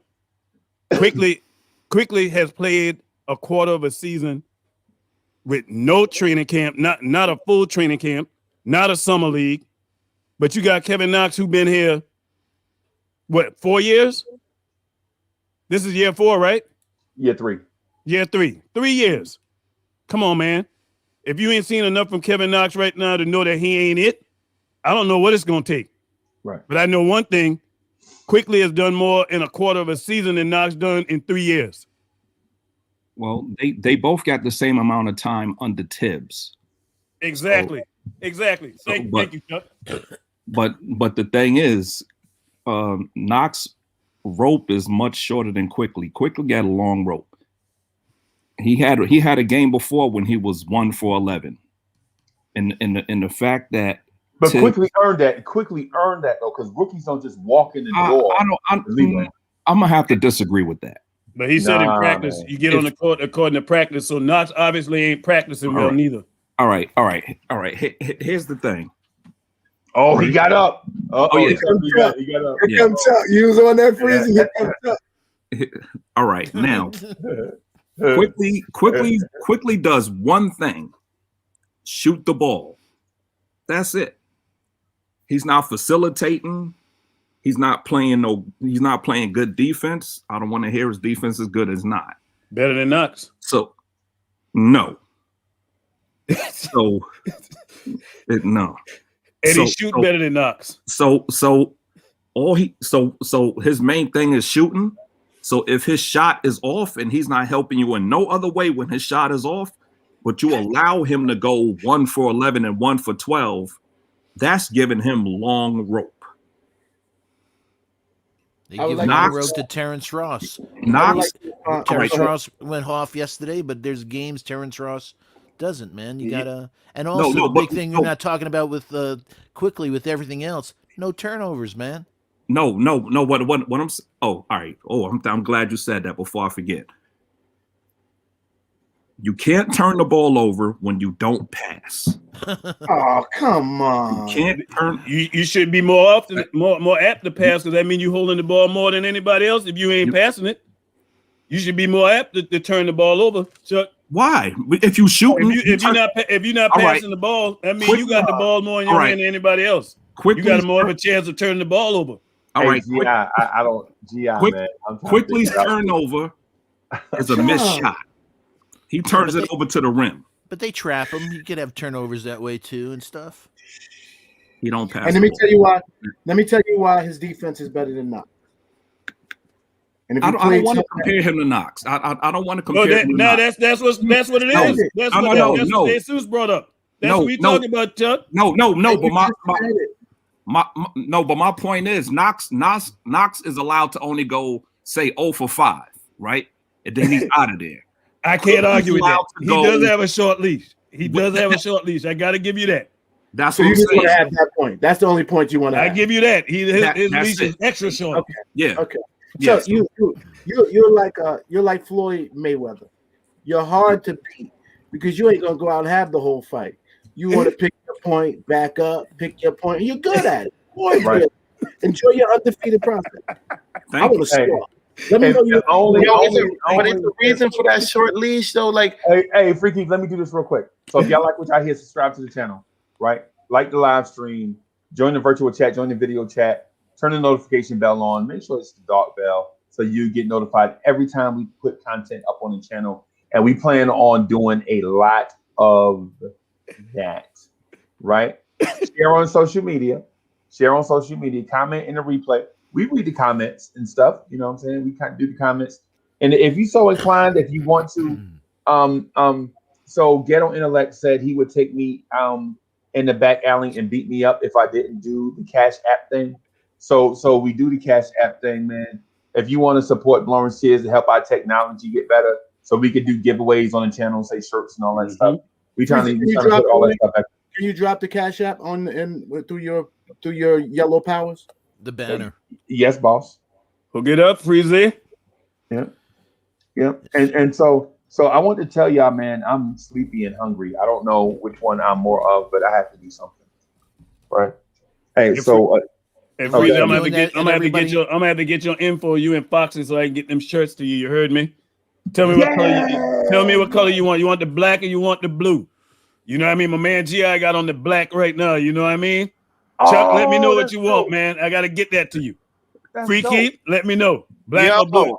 And I waited for you and Foxy so I could wear mine, my blonde. I got the blue just like this here, the blue and orange. You know what I mean? Yeah. You know what I mean? So hey, let me know, man. That's dope. Yeah, and everyone, please subscribe to Man. It's the Knicks. Fantastic. On today at 5 again. Yeah, I thought I wasn't gonna jump on the day, but hey, after seeing what happened last night, man, and my schedule is eased up for the day, I can get on at 5. So I'm definitely talking about RJ, man, because something has to change with RJ, man. I just, if anything, I'm disappointed with Tibbs right now, man, is the handling of RJ, man. And I don't want us to have another disgruntled pick. And what I mean by that, Free Keith, I'm talking about in that fourth quarter, man.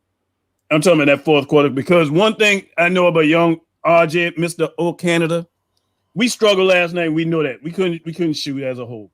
Right. But the one thing he gonna at least try to do, he gonna try to get to that basket, and he gonna cause the ref to have to, you know what that's gonna do? That's gonna stop the clock.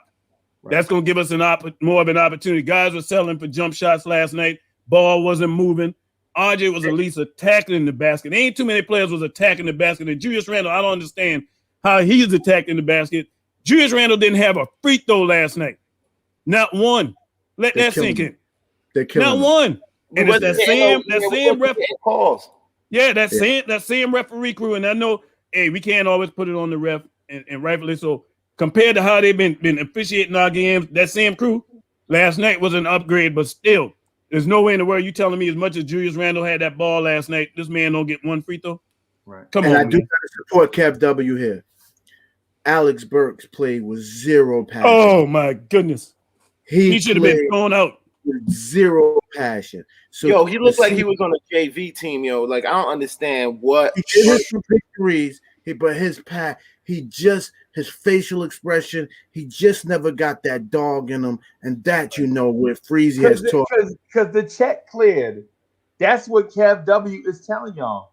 He like, yo, you gonna get vets that's gonna do that as long as the check clear. As long as the check clear. You're right, Freezy. Yeah, I agree. That's what Kev W is getting at.